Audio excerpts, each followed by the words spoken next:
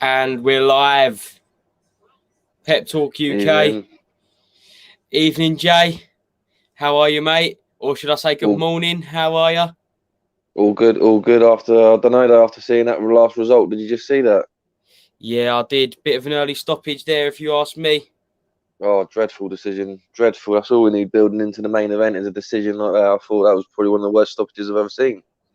Yeah, and we see him shadow boxing the ring, Takayama, a Japanese great. But I think we've got to just talk about straight away the main event. Unfortunate stoppage there, but it's all about the main event tonight. And, you know, it's going to be absolutely brilliant. I can't wait. So, guys, smash that like button, share with your friends, Pep Talk UK, hit the subscribe button and get involved. This is going to be an absolutely phenomenal fight, and it's one I've been looking forward to for many years even. And I'm sure you'd agree, Jay, that only an hour out probably now, less than that, you're looking forward to it. I'm so looking forward to it. I reckon, yeah, probably less than an hour, like you say, till the big fight. This is what we enjoy watching boxing for, isn't it? These big fights. This is what it's all about. Times like this, we all scream and shout for these big fights and that, and now it's here. Let's enjoy it. I'm nervous. I won't lie. I'm a little bit nervous, but excited nerves. 100%. It's the emotion's been swinging all different ways all day. Just trying to get my head around, first of all, the fight actually happening, and second of all, what is going to happen, because it's such an unknown, and just praying that Billy Joe can go and pull off what seems so hard to do against the pound for pound number one, really. Jamie Wanton, you all right? Joe, hello, Jamie, you all right, mate? And it's just again, Caster, the base hunter, says, hi all, can't wait for a Billy Joe Saunders masterclass. He is confident of a Billy Joe Saunders masterclass. He's confident Billy Joe Saunders can do it. I'm pretty sure Pro Beez will be joining us later for the live commentary, getting the reactions of the fight live, and we'll be calling it as it's happening. But guys, get in your predictions, final predictions, who wins and how. We'll read them out live. But Jay, yesterday, we spoke here live with Kenny Ken, and your bold prediction was a draw. Has that changed, or are you still thinking draw or not, mate? I'm thinking it could still be a draw, to be honest with you. I reckon that, I don't know. I watched a few of the undercard fights earlier just to double check. Sorry, I was making sure my TV's working all right. There we go. Yeah, I was watching a few of the undercard fights just to see what the atmosphere was like with the judging and the refereeing and stuff. And to be honest, I haven't been impressed with some of the judging or refereeing tonight, so it's worried me a little bit. But that's the reason why I think it could be a draw. I think Billy Joe, if he wins the first 6 rounds, then I think it'd be tight on the scorecards. It'd be tight to get a victory over Canelo. That's the only reason I'm going for the draw, is that I think, like people were saying the last few days, it'd take a knockout to get a draw. And I just think no matter how much of a masterclass Billy puts on, I just think that unless he knocks Canelo down a few times, or it's 10-8 rounds, no matter how well Billy Joe does, I think it'd be difficult for him to get it. That's why I said the draw. So I wouldn't be surprised to see it. But obviously, in my heart, I want Billy Joe Saunders to win, like everyone else. So that's what I'm praying for. That's what I want. So come on, Billy Joe Saunders. I'm pumped now. I'm pumped. Come on, let's go, Billy Joe Saunders. This is rare. I've got this much energy at 10 to 4 in the morning. I can't believe it, but this is what the big fights bring. And we've got predictions already. Cass says Billy Joe Saunders on points. James said Billy Joe Saunders for the win, mate. A lot of people are backing him.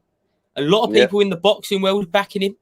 I've seen many boxers do it, and I think the odds have slightly lowered for Billy Joe Saunders. The bookies kind of are seeing an upset potentially. And we've said so much about the fight, and I just hope that it lives up to expectations as a fight as well as a spectacle, because we know the spectacle's there with 70,000 fans in the AT&T Stadium. It looks amazing, by the way, just the whole aesthetic of the stadium. But do you think the fight will live up to all expectations, Jay? Yeah, of course it will. Like, and the thing is with boxing or any sort of fighting, the build-up's probably just as big as the fight sometimes, and sometimes in fighting you could get a one-round knockout. So I don't know if anyone will be. If Billy Joe Saunders goes out and takes Canelo out in a round, which is probably highly unlikely because no one's done it before, but I'm just saying that will be an ultimate buzz. But on the other end, you could get Canelo going in and buzz Billy Joe within a round. But it's what people like. I would like it to go 12 rounds, to be honest. I'd like to see Billy Joe use all his skills. I'd like to see a battle where we waited long enough. I want to see it go on as long as possible. But if there's an early stoppage for Billy Joe Saunders, obviously I won't argue with that. But yeah, it's the butterflies, isn't it, for these big fights? Like you say, it's the fights you wait years for. It's the fights that you want to happen. So I'm just enjoying it and appreciating it. Like you say, the stadium looks fantastic. The fighters seem to be enjoying it. Like I was saying to you, when there's a crowd in there, you seem to see the fighters, you see their personalities. Like we say in the last fight, you saw the guy got wrongly stopped. He's there shadow boxing in the ring, proving to everyone. That wouldn't have happened if there was a crowd there. Do you know what I mean? It would have just been, that was the end of the fight. But he was showing everyone that he was in the fight. And Billy Joe likes playing with the crowd. We've seen it in his fight with David Lemieux. We've seen it in other fights. He plays to the crowd. Yeah, I'm nervously confident, if that's a correct way to put Nervously it. confident. So, yeah. Brilliant. And obviously, it's a huge step up for Billy Joe Saunders. He's never fought anyone like Saul Canelo Alvarez. Obviously, his big wins have been Andy Lee, David Lemieux, Chris Eubank Jr. back in the early stages of his career. But is this what he needs? I know he said he's always needed it, but is that what he needs? A big dance partner to bring out the best of him, Jay? Yeah, definitely. Tyson Fury's the same sort of character. He does the same. We've mentioned it many times before. Them sort of fighters, they could have if they fight someone that's not to the level that they're looking for, they won't step it up. But as soon as they get to the world or elite level, then they step it up even more. So on that, I think Billy Joe would definitely step up to the plate this evening. My issue, which I've always said before, is the inactivity, because I always believe that the best fighters are the ones that stay active, and Canelo is probably one of the most active fighters, especially for a world champion. So world champions normally have one fight a year, maybe two at the most. Canelo's having 3 in the last 6 months. So for me, that's a big factor. But I don't know. I don't know. It's a tough one because Canelo, like everyone agrees, he's the pound for pound #1 in the world. I think if this wasn't Billy Joe Saunders fighting, we'd all be sporting Canelo probably, because he's one of them sort of fighters that he's a worldwide boxing superstar that we all appreciate. So it's difficult in the sense of you want Billy Joe to win, but we all know what the task in hand is, and it's a very big task in Canelo. But that would make the victory so much sweeter. So let's go for it. I'm just pumped. I'm ready to go. I know you're ready to go, Joe. You got your hood up. You're ready for it. I have. Yeah, Certainly. he's ready. I couldn't be bothered to do my hair. Just be get up. I had a little sleep before the fight. I woke up for the Kieran Conway fight, saw that fight, and then I watched the Elwin Soto fight, and now I'm just ready. Absolutely pumped. English lads in 808. Oi, lads. I'm in Hawaii, cutting stone in my shop with you on my headphones. Let's go, Billy Joe. Got the Billy Joe fans in tonight, and hopefully they are as buzzing as us. Who cares is back. He says he needs to play to the crowd and look flashy, and hopefully he does play to the crowd. Every time he's been shown on the screen tonight, I think he's been booed a lot. You could hear the boos from like horrendous amount of boos. But do you think that kind of plays into his hands? Do you think he can feed off that, Jay?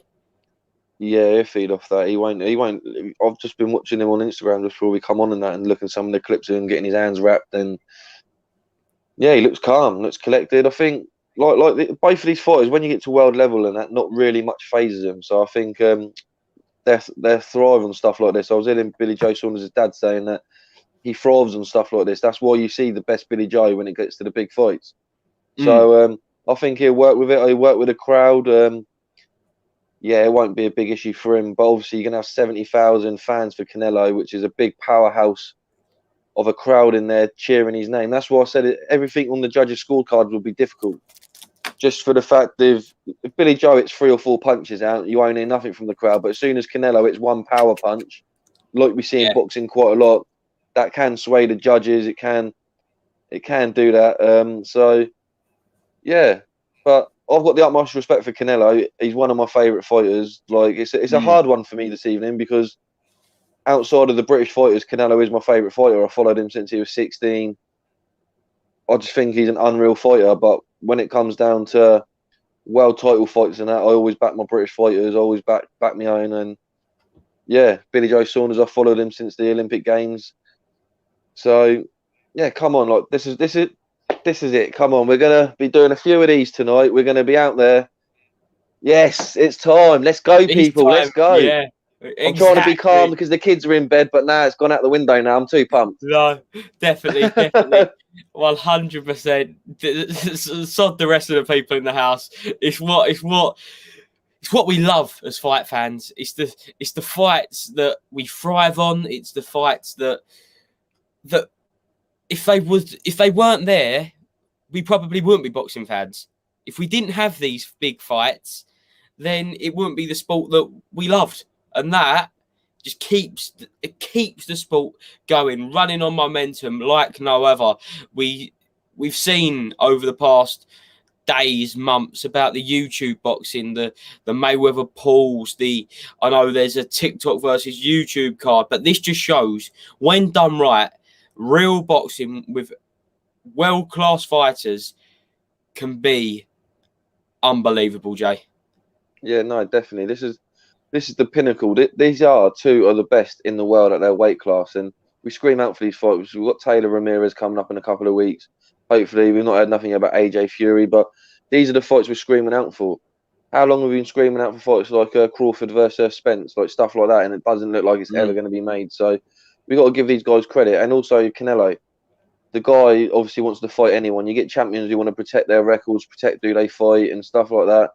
And he's literally said one after the other since Danny Jacobs to he's fought Callum Smith. I know he had to fight Yildirim, but as a mandatory, so he got that out of the way quick. Because most people might have made that hang out a couple of months. He could be fighting Yildirim tonight. Do you know what I mean? That could have been his fight in May, but he wanted that in February to get that out of the way for the bigger fights tonight. So we've all got to give Canelo great respect in that aspect. But yeah, Billy Joe Saunders, this is the night for him. This is the night to perform.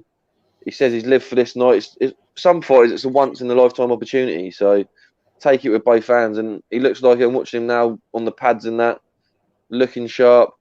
Yeah, it's one of them when it's the elite. Like when you get the elite in other sports, it's just so close to call. Fine margins. If we knew what the results would be, we wouldn't be watching now, would we? We wouldn't be here now waiting so nervously. But yeah, I hope it ain't a brutal knockout early on for Billy Joe. Like I hope that, which I don't think it will do. I think he's got the skills to put it in there. But obviously, with an occasion like this, you don't want it to be dramatic like that. But when you're fighting in boxing, it's a sport you get hurt in, isn't it? It's not one of them that if you have an off night or something that you can just sweep it under the carpet. It's a brutal game. So I just want the fight to get in now. They're here like talking about it. See Roy Jones Jr. on the screen, and I'm just like, let's get I know you like your ring walks, Joe, and I'm just excited for the ring walks because you know that it's going to be a massive ring walk, and that just set the scene. Definitely, mate. Definitely. And guys, smash that subscribe button, smash the like button, share with your friends, get involved in the conversation. Just going to go back to Declan Scott's comment. Not going to lie, I don't see this as a hard fight for Canelo, in my opinion. Billy will be shocked. He's never fought anyone even close to Canelo, in my opinion. Billy has made a mistake making it personal. What do you think? It's been more personal than the usual Canelo fights, Jay. He may have got under his skin. Is that a mistake for Billy Joe Saunders, or could it play into Billy's favour? Well, it's going to go two ways. It's either going to go against him or for him. Canelo's a professional. Like we say, he's been through a lot. He had that experience he's come out with his brother before the Rocky Fielding fight. I think he's probably just annoyed him a little bit. Probably just thought like the lack of disrespect that obviously a lot of opponents have shown Canelo respect before. Hello, Pro Beez in the house. Pro Beez is joining us. Pro Beez for the big fight. Good How morning. are you, mate? I just finished my cornflakes, so good morning. Good morning. Let me just put some more light up. Brilliant. All right. How you doing, guys? You all right? All good. Yeah, Not no, Weetabix this just morning then. no No Weetabix. Weetabix, mate. Just Frosties, you know. Just Frosties. Brilliant. Great Brilliant. fight ahead. Great Yeah. fight ahead. I don't know whether to feel nervous or to just to feel excited, because obviously, look, Billy Joe's the Brit, and then Canelo's a hell of a fighter. Obviously, we're all three bits. We can't really go against Billy Joe. You know what I mean? But it's going to be tough tonight. I'm under no illusions. It's going to be a really hard fight. I mean, Canelo don't get knocked out. He don't get stopped. Billy Joe has got the skills, but again, the judges as well are on the side. Well, going to be it's going to be very difficult. Very difficult. The judges, I don't have any confidence in him going 12 rounds and then getting a decision. So he's going to have to be perfect, literally perfect for 12 rounds. And even that it's not guaranteed. It's not guaranteed. That's why I picked the draw. That's why I The draw. picked the draw. Well, do you know Yeah, what? 'cause I think Yeah, you mentioned the draw, right? Fury and Wilder, the first fight. I remember I went on a podcast, right? I think it was Neek Sports podcast. And basically they asked me what my prediction would be for that fight. And I actually said draw. I actually said draw for that fight. And I wish I put money on it at the time. I would have been a rich fella. Yeah, But I said draw on the basis of, we've seen so many fights where the away fighter gets done. It gets done. And Fury boxed really well that night. And Wilder, there was times in the fight when he was just throwing air shots. But that still wasn't enough to convince the judges. And tonight, again, he's going to have to pull something really magical, out of the bag, And if there is a draw, then we get the rematch. We get a massive rematch. Could you imagine that? Rematch in Vegas even. That'd be fantastic. Especially if we get like 10, 15,000 fans over in America, probably in September for the other Mexican holiday. But it'd be just phenomenal. But let's get through tonight first before we start talking about rematches. I think hopefully we can just pray in that Billy Joe can go out there, do the business. If it's a draw, then I'm sure there'll be a lot of criticism. But we're here to enjoy an amazing fight at the end of the day. I think we're here to enjoy one of those fights. It's probably I think it will be the biggest. It's the biggest fight of the year if AJ Fury doesn't happen, and obviously I can't see Spence Crawford getting made, and that'd probably topple it. And I don't think that's going to be made anytime soon. But I don't know what you think about this, Pro Beez, but when was the last time you were so pumped for a fight heading into it? Loads of fights I've been pumped for. I think loads of fights. I think obviously Fury Wilder was the most recent of note. Yeah. I mean, that fight itself, I mean, the two, oh wow, okay, Michael Buffer's just about to announce. Michael Buffer's in the ring. Yeah, you're looking very. I'll give you one. A big fight that I was buzzing for, but was a letdown, was David A. Klitschko. Do you remember that back in the day, Pro Beez? Oh yeah. I was proper buzzed for that. I thought David A. was going to do that. Yeah. Do you know what's funny? I was actually in Vegas at the time, but I wasn't there for the fight. I think at the time, I think I was there. I think maybe I was there for someone's birthday or stag do or something like that. But I watched the fight in my room, and it was very, very boring. It was very boring. Obviously, look, we know the Klitschko style to jab, grab, hold. Yeah. Jab, grab, hold. Those three things. And let's face it, when these guys are rated at the top of the heavyweight division, boxing wasn't really that captivating, if we're going to be honest. It was when AJ came in, it really sparked life into the game, But definitely prior to that, we saw Fury, kind of masterminding a massive victory against Klitschko. And you know what? It's funny. It's ironic that Tyson Fury's there tonight, because what he did against Klitschko that night in Germany, I feel Billy Joe will need a similar game plan. They'll need to frustrate Canelo, make him hit fresh air shots, ensure that he doesn't get off, his shots, and totally neutralize his attack throughout the whole fight. And if he can manage to do that, we might get a positive outcome. But the problem is, Klitschko in the Fury fight was looking for, his big right hand at the time. Yeah, Canelo all the time, wasn't it? Yeah, Canelo's a monster body puncher, shall I say? And that is where it's a little bit different. Fury was getting very up close to Klitschko to stop him from getting that big right hand off and closing the distance. This is different, Canelo just needs to take one step back and then ripping them body shots. Also, I think Klitschko really underestimated Tyson Fury. I don't think Canelo's doing the same with Billy Joe, because Billy Joe's obviously up there. At the time, people forget Fury wasn't the final article. He was he wasn't long before he fought Steve Cunningham. There was all that controversy whether he was a bit chinny. So going into that fight, I really remember Klitschko was the odds-on favourite quite strongly. I think even the British fans, like Tyson, didn't even get a good return when he come home, did he? Not even the British fans weren't even thinking he was going to win. It wasn't like this evening where all the Brits are behind Billy Joe Saunders. Tyson Fury had just his team behind him, and obviously a few of his loyal supporters that have followed him from the beginning. And to be fair, that day changed the heavyweight landscape, like you were saying, Pro Beez. From that day, we wouldn't have had the titles get changed up. We wouldn't have had Anthony Joshua, Charles Martin, Joseph Parker, Andy Ruiz being world champions. If you notice, you've had a few different fights that you wouldn't have had before with the Klitschko. So Tyson Fury did change it that night, and then Anthony Joshua took it to a new level, and that was two British fighters. So Tyson Fury opened the door. Obviously, due to personal reasons, he couldn't carry on at that time.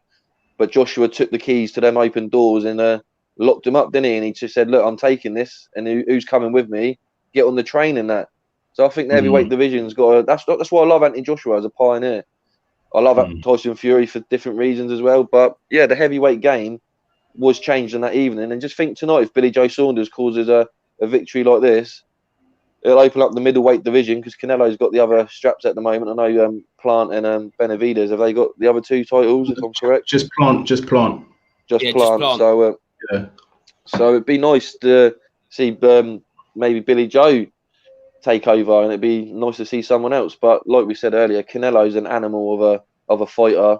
Top respect. I don't think anyone will have any hard feelings towards him if he beats Billy Joe. Like I said earlier, apart from the British fighters, he's my favourite international fighter. So Billy Joe, yeah? No, Billy Joe's one of my favourite British fighters. So international. Canelo's my favourite fighter outside the British fighters. So he's just so much respect for the guy. It's like a modern day Julio Chavez Jr., isn't it? Like a senior, should I say? So just a Mexican legend and boxing legend. Do you know what? Can't help. Yeah. Sorry, Pro Beez. I was just going to say, you can't help but love watching him. Like, all the fights he's in, his style changes, the way he comes forward changes fight by fight, and you just can't help but love watching him. Like, he seems like a decent enough guy. I was in awe of him after the Smith fight. Yeah, like, and the game plan was spot on. Yeah. Oh, proper. And I think the great thing, like, even against Yildirim, was like he probably didn't even underestimate Yildirim. He took him seriously. He took the fight seriously, and he got rid of him quick. He didn't like not take any risks because he knew this big fight was coming. He just dealt with business, and that's what I love about Canelo. Just deals with business and then moves on to the next fight. Yeah, and what does he say? No boxing, no life, and that's why he's been so active. That's why he's been so active. And what has he had? 50 plus fights. That's a man that is really serious about his career and has been active. I mean, you're saying what, from the age of what is it, 15, 16? Yeah, 15. Today. Yeah, I mean, these, and also what we've seen of late is Mexican fighters. They really do love the sport. They're committed to the sport. They're really tough fighters to overcome. We've seen less of Mexican fighters beat our fighters quite convincingly. And this tonight is the top of the food chain in Canelo Alvarez, the franchise. I call him the franchise because he's really that guy. You see what I mean? And it's going to be tough. Nothing's impossible, but one thing I would say about Billy Joe is he's always said that he's got the style to beat Canelo. And I know what he means by that, because Canelo, he's great, but he can be flat-footed. You know, I've been watching him closely, right? And what Canelo does is he really cuts the ring off quite well. I've noticed he's a master at cutting the ring off, right? But he's always planting his feet. You know, he's always planting his feet. And Billy Joe is a mover, we know that. But the problem is that you have in this fight is people might class boxing and moving as not engaging, right? That is the problem that you have. But having said that, it could work. It could work tonight. Yeah, definitely. I agree. He's got to offset him, like make him reset, make Canelo reset before he throws, and then having to use his feet before throwing, like you say, because that's what he's going to do. He's going to make Canelo reset, not be able to throw his shot, and then Canelo's going to have to move to follow Billy Joe. So then obviously, Billy Joe's going to make him think without throwing punches, if you know what I mean. He's going to make him have to think about his footwork instead of his punching. So no, I do agree with you there, bro, Beez. And do you know what, guys? Like Joe and Jay, we just saw recently Parker and Chisora, right? Yeah. One was seen as the aggressor in Chisora, and Parker was boxing and moving. Who won the fight? Parker in the end, didn't he? Yeah. You see what I mean? I don't know where you guys on the screen or how far you are, but I'm just watching Billy Joe coming out. I don't know if you. Oh, yeah? Wow, you're just a little bit ahead of me. That's crazy. Well, it's got his picture up on the screen, so he's just about to walk out in a moment. Yeah, me too. Yeah, me too. Oh, That's it. Just it's just saying Canelo Saunders, then the matchroom sign on the screen now. Yeah, that's what I'm up to. Yeah, no, that's cool. Lovely, fantastic. Joe loves a ring walk, so I bet you're looking forward to this now, aren't you, Joe? I do. It's just. I love it. I do love a ring walk. I think it's absolutely brilliant. I think that ring walk, just quickly going back to Klitschko ring walk, I think was one of the best ring walks ever. So I'm hopefully looking forward to a couple of good ring walks tonight. All I remember is David A had plastic bags over his feet. He had trainers on, didn't he? Because he broke his little toe. Yeah. Right. Against Chisora. Do you remember the fight against Chisora when he was wearing trainers as well? Yeah, Upton Park. Yeah, Upton Park. Yeah, when it's raining. That was one of the best knockouts ever, because at the time Chisora was known for having a granite chin. No one stopped him at the time, and I remember with that beautiful, it was like 5 or 6 punch combination, wasn't it? When he hit him with the uppercut, hit him with a left hook. Yeah, that was a great fight. That was. And Kevin Mitchell, I remember I was buzzing from the win that fight that night, and I was gutted when he lost. Yeah. Oh wow, here we go. Casillas, wasn't it? Casillas, that's who he fought. Michael Casillas. Yeah. The guy with the mask. He used to always wear the mask. Yeah, mate, he was in some wars, that geezer, after that, wasn't he? Casillas, he loved it. Michael Casillas versus who was it? He fought. Oh, I can't remember. He fought twice. Graham L. What a fight that was! Yeah. What a fight that was! That was ruthless. That was. Oh, Billy Joe's dancing. I love it. Look at him. Oh, look at him. He looks in the mood. He's wearing the gypsy flag on his robe. Wow, he's having a good dance. This won't phase him because, like you say, he's come from discrimination. So 70,000 people screaming at him is going to be like water off a duck's back. All right. Well, here he comes, man. I'm excited and nervous at the same time. Oh, same. Oh yeah. It's the buzz. It's the buzz. That was my word earlier. Nervously excited. Oh wow! All right, we got to give props though to Matchroom and the Zone. Look at the production levels. Yeah. Insane. The stage, you don't see that. You don't. I've never seen that in the States. Like to have that huge ring walk like extravaganza. Like I think Canelo said it about how he's never experienced it until the Callum Smith fight. It's absolutely brilliant, and it just adds that little extra bit of spice to the fight, just a extra little finishing touch, which I think is what Eddie and Matchroom do so well, and that's why they're building a huge brand in the States. And also, this is why they've gone into the media, and what we were saying the other day. If you look at the pictures then when it was changing, the picture's much better than Sky on the Zone. that's because they're copying, you know, the blurredness where you just see Billy Joe, but the crowd are a little bit blurred.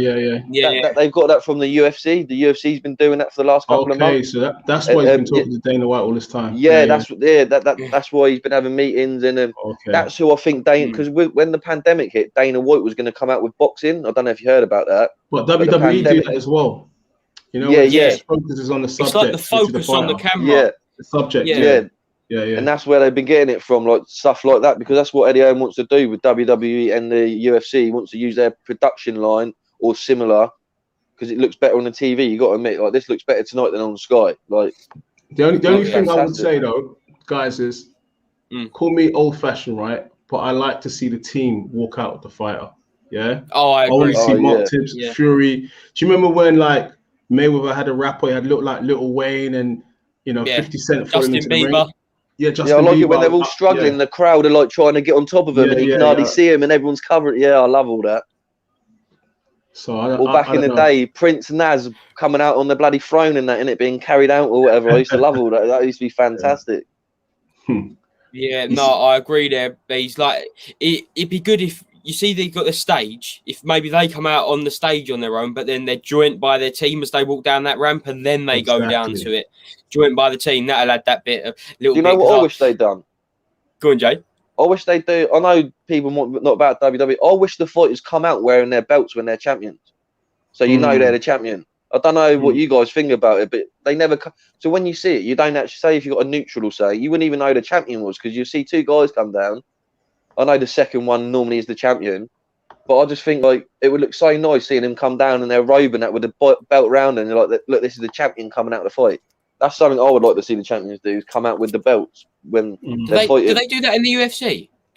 No, they don't do that in the UFC. No, but I just think it would look better visually, like for the fans and that. Like you just see, like you see Billy Joe Saunders coming out there with a world title around his face. It just makes you have that bit more stature, if you know what I mean. Like you're like, that's the world champion right there.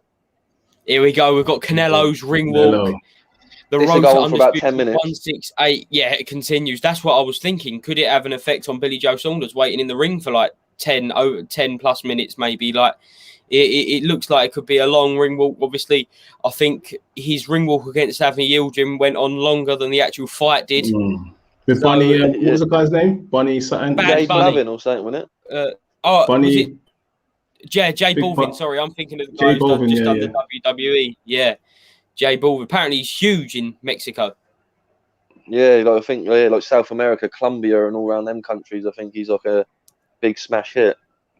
Wow, he's getting a big build up, Canelo. Yeah. Wow. Look at the stadium. It's electric. Look at the stage. The stage has got people on the stage. I think he's just broke the record as well now for the. It is the biggest capacity since the pandemic's hit as worldwide for any sport now. I think it just broke the record. It's I think I saw it. It was just over 73,000. Yeah, 73,126 people. That's huge. And that's the franchise that Pro Beez was saying. I know Billy Joe Saunders is involved, but Canelo's probably at least 70-80% of that. Do you know what I mean? Like just due to the numbers that he's got in there, the Mexican people, like it's crazy. Anthony Joshua and Canelo are on the same level. They're the only two superstars that on a business level I think are like a machine. Obviously, you've got people like Tyson Fury who can generate numbers and is a great personality, but due down to numbers, Canelo and AJ are on different levels, I think. They're certainly the two cash cows, though, I think, of world boxing. Like they're the ones that puts the bums on seats. But they're so professional as well. That's what I love about them. You never see them out of shape. Like this, like when I saw Canelo on the scales yesterday, I thought, Billy Joe looks the best I've seen him, and I was waiting to see see what Canelo looked like. I looked at him and thought, here we go. Like, he's got a fucking 8-pack.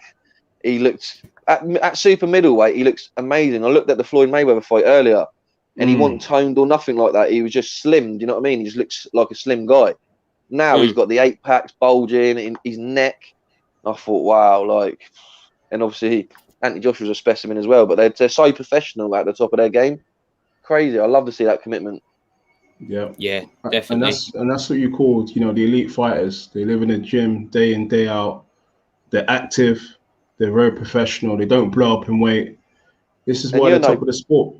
and you'll know Pro Beez probably more, the amount of extra work they got to do, like commercial commitments and that. A lot more to the average boxer that is on his way up, trying to work his way up. Obviously, they've probably got endorsements, like promotion deals. So they've got to do that while keeping in shape and doing all that. So, and juggling all that. I just think, yeah, hats off to them. Like, they're just elite athletes. And yeah, that's why I love this sport, seeing fighters like that. Yeah, no, definitely. And you know what? Sometimes, when we see fighters don't perform when they get in the ring, I can understand why. Like, the whole media week is draining and exhausting. And by the time you get under the big lights, you've got nothing more to give. I can understand that, because even just going to like a press conference, a media day, that when you finish that, it's extremely exhausting, let alone doing a whole week of interviews and media and stuff. So, these guys are human, and, some people are made for the big stage and some people, they're not. But again, fighters like AJ and Canelo, they're just born to do this. Yeah, and that's as they say. Yeah, and that's with Anthony Joshua. You could tell that from a young age, keeping the pressure at London 2012. That inexperience for him, and coming into the game only a few years before that, to have the nation's weight on his shoulders to get the victory in London, in his hometown, and then like when he became professional, straight away he had a target on his back, didn't he? I remember straight away, as soon as Eddie Hearn snapped him up in that, he was the next. They literally, he was the next best thing before we actually seen him in the pro ranks. So just to keep that professionalism, to just keep his nerve from a young age, he proved that he can do it at the Olympics. Then against Klitschko, when he got hurt, he done it. The Andy Ruiz one, it's boxing. He got hit on the temple. It happens when shots like that happen, you can't recover. So that's just fighting. The way he dealt with it afterwards, with the respect and that's a true professional, unlike Wilder, as we've seen with his excuses. And then he's come back and got the rematch. So, yeah, it's the mentality. And same with Canelo, 16 years old, the mentality. The Mayweather fight was probably too young in his career for him. But I don't even think that was his best weight, thinking about it now. I think super middleweight or middleweight's Canelo's weight. So it's different times and different things, situations. But, yeah, I just think with Billy Joe, I saw at the Olympics, he got beat in the second round. That was his big moment. I know he's only 18. This is his first. You look at his record. This is his first elite fighter. So we will learn a lot tonight about Billy Joe. But I do have the confidence he has got the composure and the nerve to keep it together. But we need these tests to see what people are like, don't we? So yeah. But do you know what? Like, if you look at Billy Joe's like most recent fights, they're not breathtaking. I mean, we just got to keep it 100. Yeah.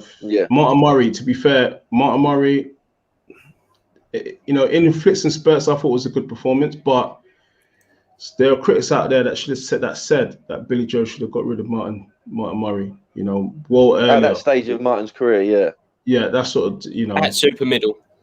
You see what I mean? So I don't know. That performance he had on the KSI and Logan, Yeah, I was about to say, that guy he fought now, I can't remember his name. I remember it beginning with C. I can't remember what his name was. Caceres, that's correct. That was a really lame performance till he stopped him in the 11th round, wasn't it? I think that was he didn't look in shape. Look at Billy Joe tonight. He just turned up for that. He probably wanted to get some rounds in the bag. And like you say, like, he hasn't really fought. And the thing with Billy Joe is, we don't know, he could be a very avoided fighter. Yeah, like Andrade. So over the years, it might not have been Billy Joe's fault that he hasn't fought on that level, but I think he's got that in him, like a Tyson Fury, where it doesn't matter. He'll step up to that level. He just sees what I like about Tyson Fury and Billy Joe. They don't think too much about it. It's just a man in the ring with a pair of gloves. Yeah. Other boxers, they like now, they'll be thinking of the crowd. They'll be thinking about the judges. I know he's talked about it, but at the end of the day, they know that it's just two men in the ring at the end of the day, and that's what it'd be. A lot of fighters, I think they think too much about other stuff, and they just keep it simple. What are you going to do against me? Because as soon as all the commotion stops, there's three men in the ring. One's a ref, and it's me and you.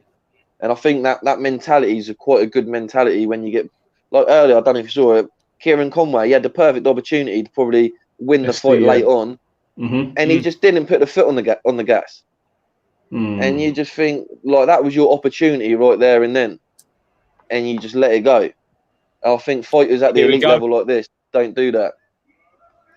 Michael Buffer, let's get ready to rumble. It's time. We're like 2 minutes away from one of the biggest fights in a very, very long time, and I absolutely cannot wait. Just about to introduce the fighters. Tyson Fury there, Ben Davison, Mark Tibbs.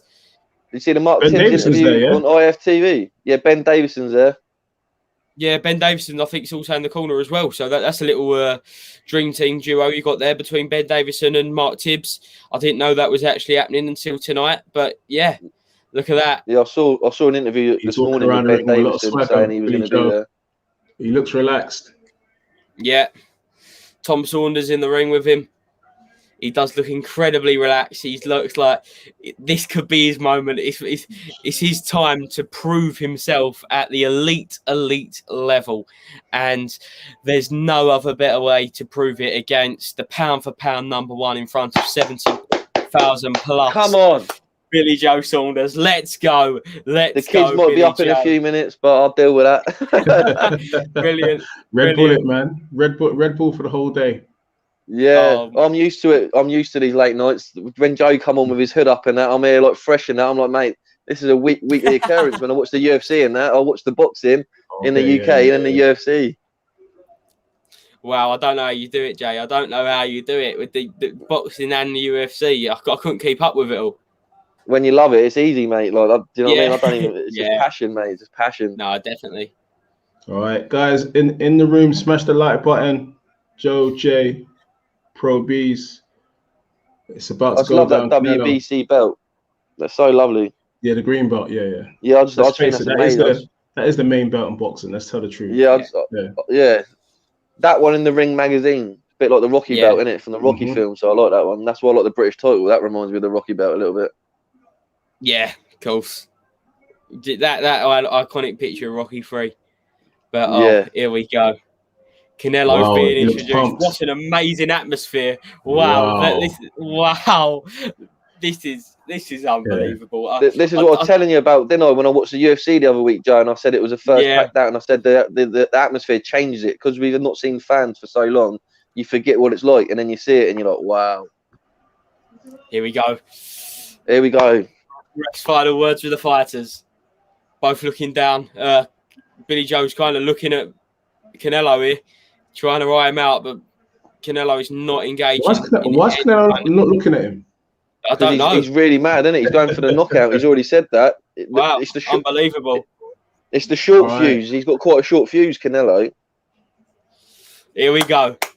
Billy Joe Saunders. I've been waiting for this for years. I'm sure many people watching around the world right now will have too. And we're seconds away from the opening bell. Come on, Billy Joe. Come on. Right.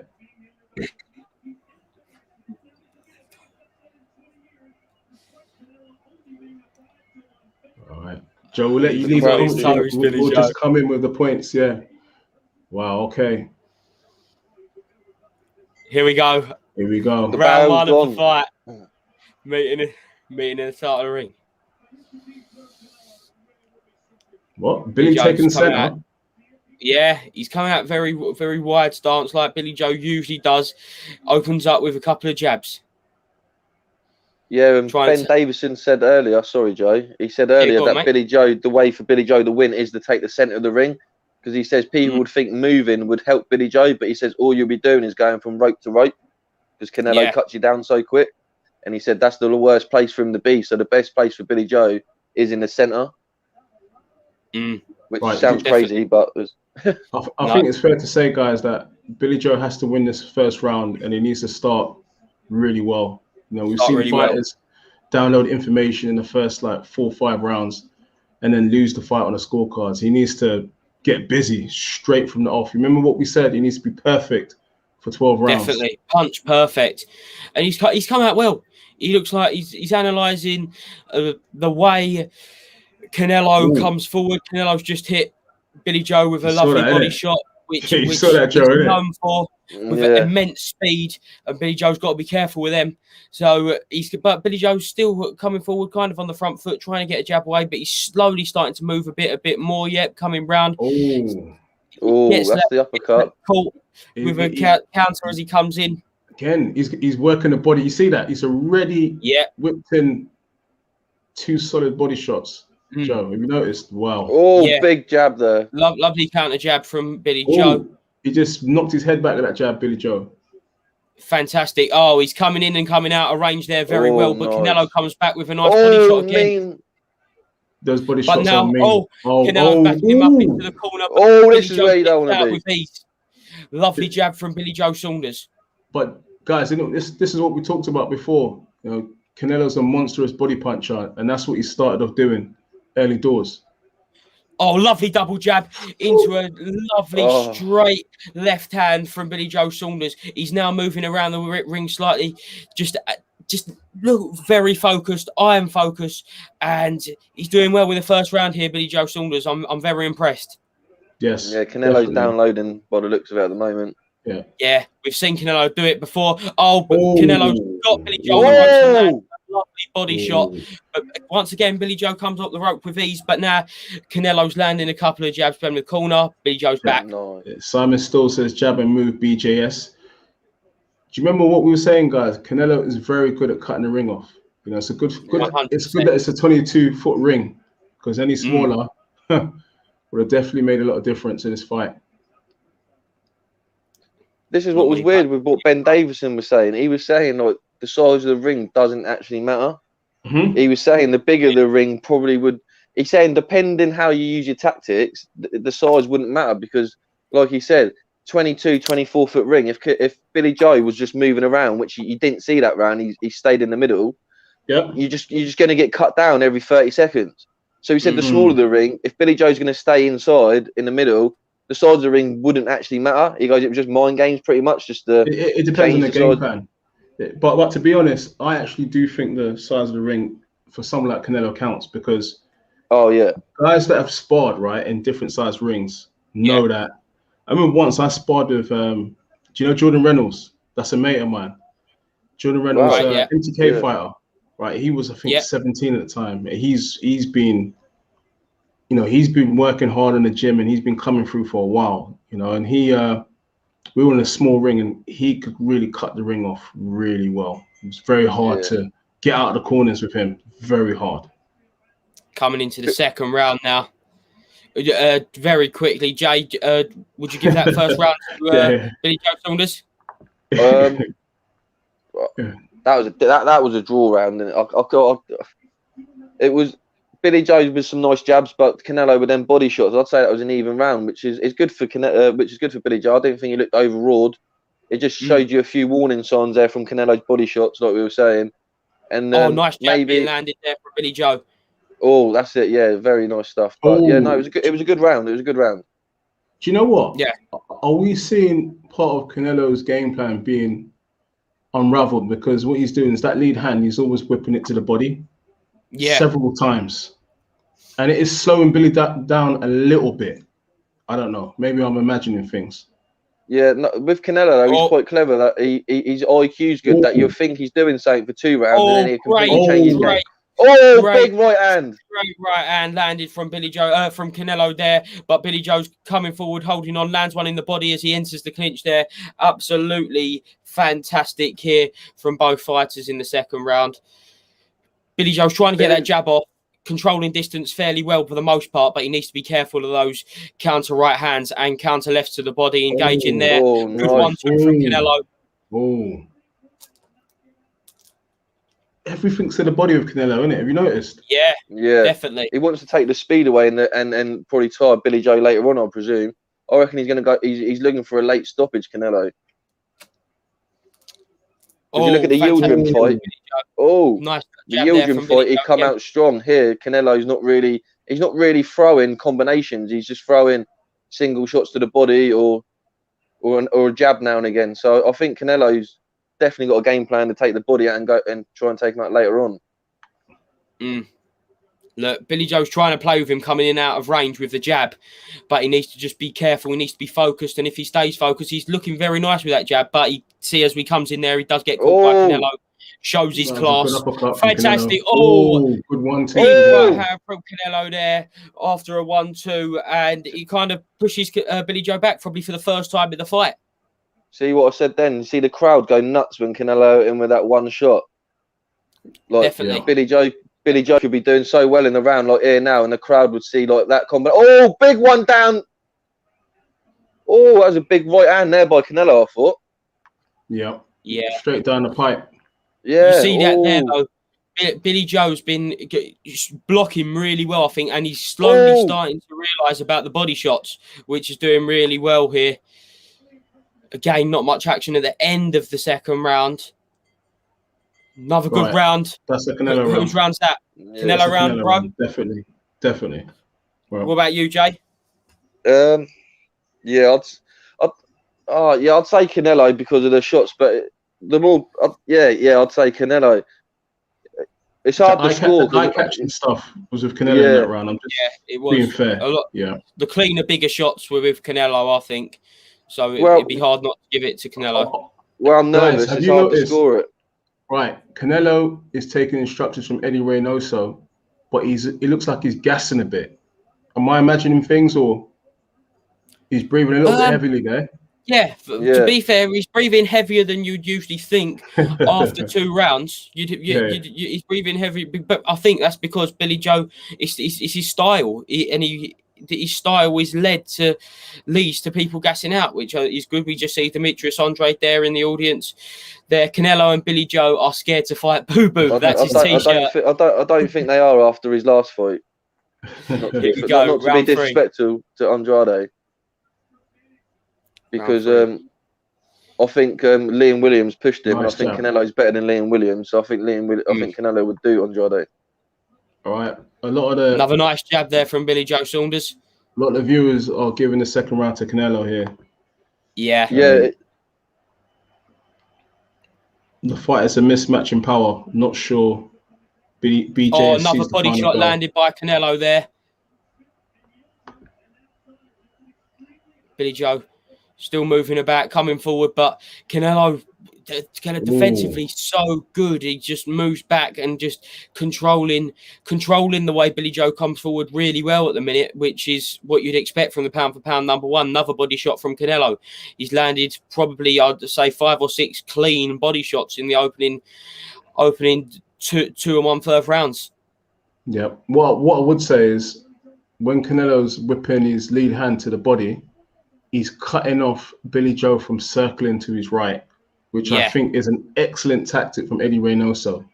You can see that. They've worked good left hand landed by Billy Joe there.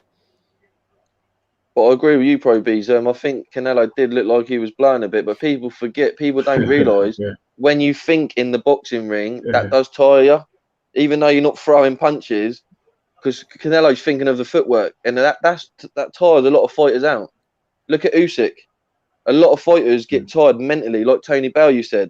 It's because they're thinking of what steps they're going to take, what ways he going. Look, see, Canelo's got a double guess where Billy Joe's going to go, and that's tiring him out because he's got to think about it, and his brain is trying to overload what's going on. Nice right hand. Right hand landed by Canelo there. Just a close range, little right hook landing, but Billy Joe again deals with it well, but once again another body shot in with another right hand from Canelo. But again, Billy Joe takes it well and lands a lovely jab there. Coming forward now, he looks the bigger man, Billy Joe, as well. Fantastic upper body movement, avoiding a lovely jab, crisp jab, but avoided. And Billy Joe now lands on the inside. Nothing clean's really hitting by Canelo. I think Billy Joe seems okay, but I think he needs to start throwing some more combinations here, Billy Joe. Oh, fantastic jab and move.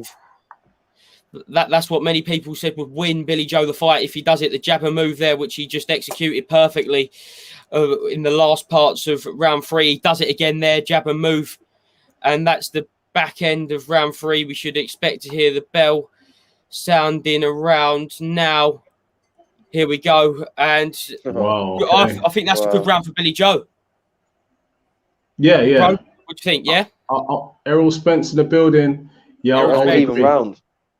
I think that was an even round. Even, yeah? Really? Yeah, I'll even give like that one to Billy Joe.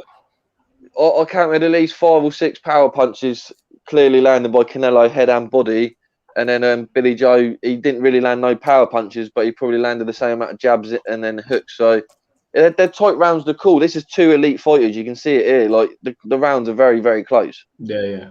But, you know, what we have seen is, they're showing that right hand from Canelo. See, that's what I mean. It's a close round. He's definitely got the highlights, Canelo. He's got the eye-catching work, 100%. And you know that'll win the judges' Pro Beez in a stadium full like that. Well, this is Canelo's backyard, isn't it? So yeah, telling the truth. Interesting there. Ben Davison was talking to giving instructions. Judges. Yeah, very interesting that. Seems like Mark Tibbs is obviously his trainer for this fight, but obviously been trained by both of them in the past. Been trained by Ben Davison in the past, and now Mark Tibbs. So but we go into round 4. Very interesting fight so far. Do you think that'll be confusing? You're bringing in Ben Davison to the corner so late for such a big fight, and you've been with Mark Tibbs the whole time in camp. Depends if it was planned and they worked around the game plan with it, then it's different. But if it was very last minute and Ben Davison's maybe muscling in, then it could be very confusing for Billy Joe. Yeah. And a bit disrespectful as well to Mark Tibbs, because he's been there for the full count. He's been there all week in his corner, fighting his corner. I don't know the setup. Billy Joe's the sort of fighter that probably likes to get a bit of information from everyone he's worked with. Another body shot landed from Canelo. Billy Joe saying, come on, bring it on, Canelo Alvarez. You may be for pound number 1, but he wants to fight with him. Good body shot landed by Billy Joe Saunders. Billy Joe coming forward now. Just pushes Canelo back onto the ropes with a nice jab landed. A lovely upper body movement from Billy Joe Saunders, avoiding a right hand from Canelo. Beautiful. So that's a sweet science right there. Canelo is really sweating. If you look at Canelo, he's sweating buckets. Definitely. Again, controlling distance now from Billy Joe. Moving around the ring. Do you know what? When Billy Joe does push Canelo back, I've noticed that it takes Canelo out of his comfort zone. Yeah, that's what I said about resetting him. Yeah. Lovely jab. Good, but well blocked from Billy Joe there, but the judges may see that as a clean shot there. That's the thing. That's why we need to be careful. Billy Joe needs to sometimes he may need to good body shot come in, but he may need to more clearly win the rounds because we know how hard it's going to be for him on the scorecards. Oh yeah, definitely. That big uppercut. You can't give Canelo rounds for landing just 6 body shots. Exactly. Well, you can. They're scoring shots. Yeah, and what Peter Fury say about Derek Chisora? Derek Chisora should have won. All right. Lovely body shot from Billy Joe Saunders. Billy Joe putting together his hands nicely on the inside. Now he's pushing Canelo back a bit. Yeah, I think this is really good work from Billy Joe Saunders in the 4th round. I think making Canelo work, but Canelo comes back with a right hand, looping right hand. Last 15 seconds of the 4th round. Canelo's blown a little bit. You see that when he was leaning on Billy Joe? He was taking a few seconds to recover.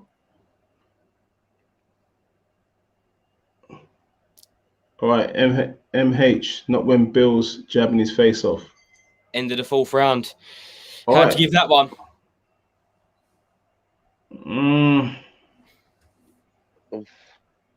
I'll just lean towards Billy Joe on that. Yeah, I'd go for Billy Joe on that one. Yeah. I've got it 3-1 Billy Joe, but I know that Billy Joe, I will know that will never be the case because of the scorecards. But I've actually got it 3-1 Billy Joe. I've got it 2-1 Canelo and 1 drawn round. As I say, they're close rounds. They are very close rounds, and it's how you score a fight. And that comment that you can't win around with body shots, mate. You need to listen. You need to go to the rule books in that. It's a scoring shot. Bloody hell! This is what the judging's so bad. If people ain't judging body shots, then bloody hell. Right. If you land 6 body shots and the other person only lands 2 headshots, the guy who's landed 6 body shots wins the round. Like, It's plain and simple. See Tyson Fury there. Right. Here we go. I would like Billy Joe just to step it on a little bit more. I don't want it to get to like where, like when he calls Canelo on saying come on. I don't think that looks good towards the judges and that. I want him to just to keep flicking that jab out there, 2s and 3s, and just when Canelo steps in, hit him with the left and then step out again. Because honestly, Kenny's got 2-2. Canelo mentally is thinking, look at him. He's just he doesn't know where the footwork's going to go with Billy Joe and that. Yeah, but we've seen him download information in the past for the first 6 or 7 rounds. We've seen him do that before. Canelo, Amir Khan, prime example. Yeah, Amir Khan. He looked good for 6 rounds, Khan. Yeah. And you know, in the Amir Khan fight, you know, before he landed that big shot, if you watch that fight back, he was setting it up in previous rounds. You know, the feint to the body, the big overhand right. And then eventually he caught Amir Khan because he saw Amir Khan was getting more confident, engaging. So he set a trap for him. Lovely jab. Oh, beautiful, Billy Joe. Billy Joe. No, you're right there. He's showing his class, I think. He's certainly showing his class in the first 5 rounds. Whether he loses tonight or he comes away with a dub, he's showing that he certainly can box against the best. Yeah. Billy Joe getting caught there on the way in. Yeah.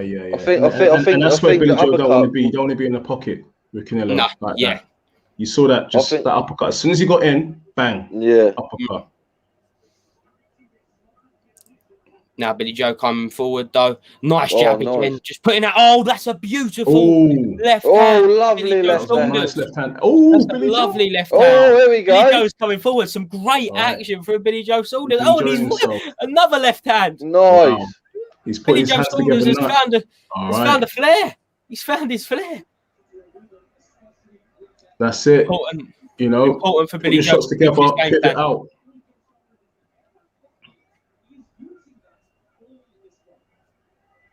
Again, controlling distance very well, moving around the ring, using that 22-foot ring very well, I think. But then Canelo punishes him with a big body shot that pushes Billy Joe back onto ropes. But Billy Joe's back on him. Billy Joe's peppering. He's peppering Canelo's face with a few jabs. Yeah, he is. And look, he avoids the body shot that time. He moves away. And we've said about both of them downloading information. But if Billy Joe evades that body shot from Canelo, then that is a big game changer in the fight. Yeah. Canelo is definitely slowing down a bit.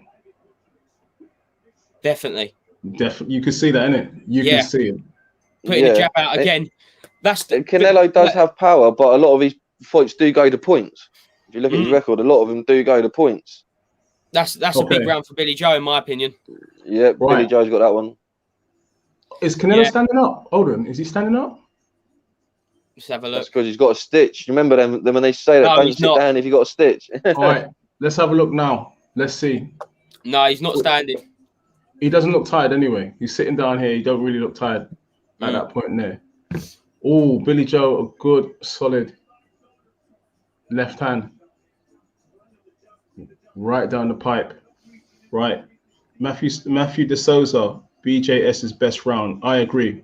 Lads? Yeah, 100%. Last 2 rounds I'll give Billy Joe. Yeah. Oh, I'll tell you, I've got it 4-1 now, which is wow. I've got it 2-2 and a drawn round. But it could for me, it could easily be 3-2 because the first round was so close. But I just edged it to Billy Joe. But obviously, I know that probably won't be the case. And look at Canelo standing on Billy Joe's foot. I know that happens a lot with southpaws.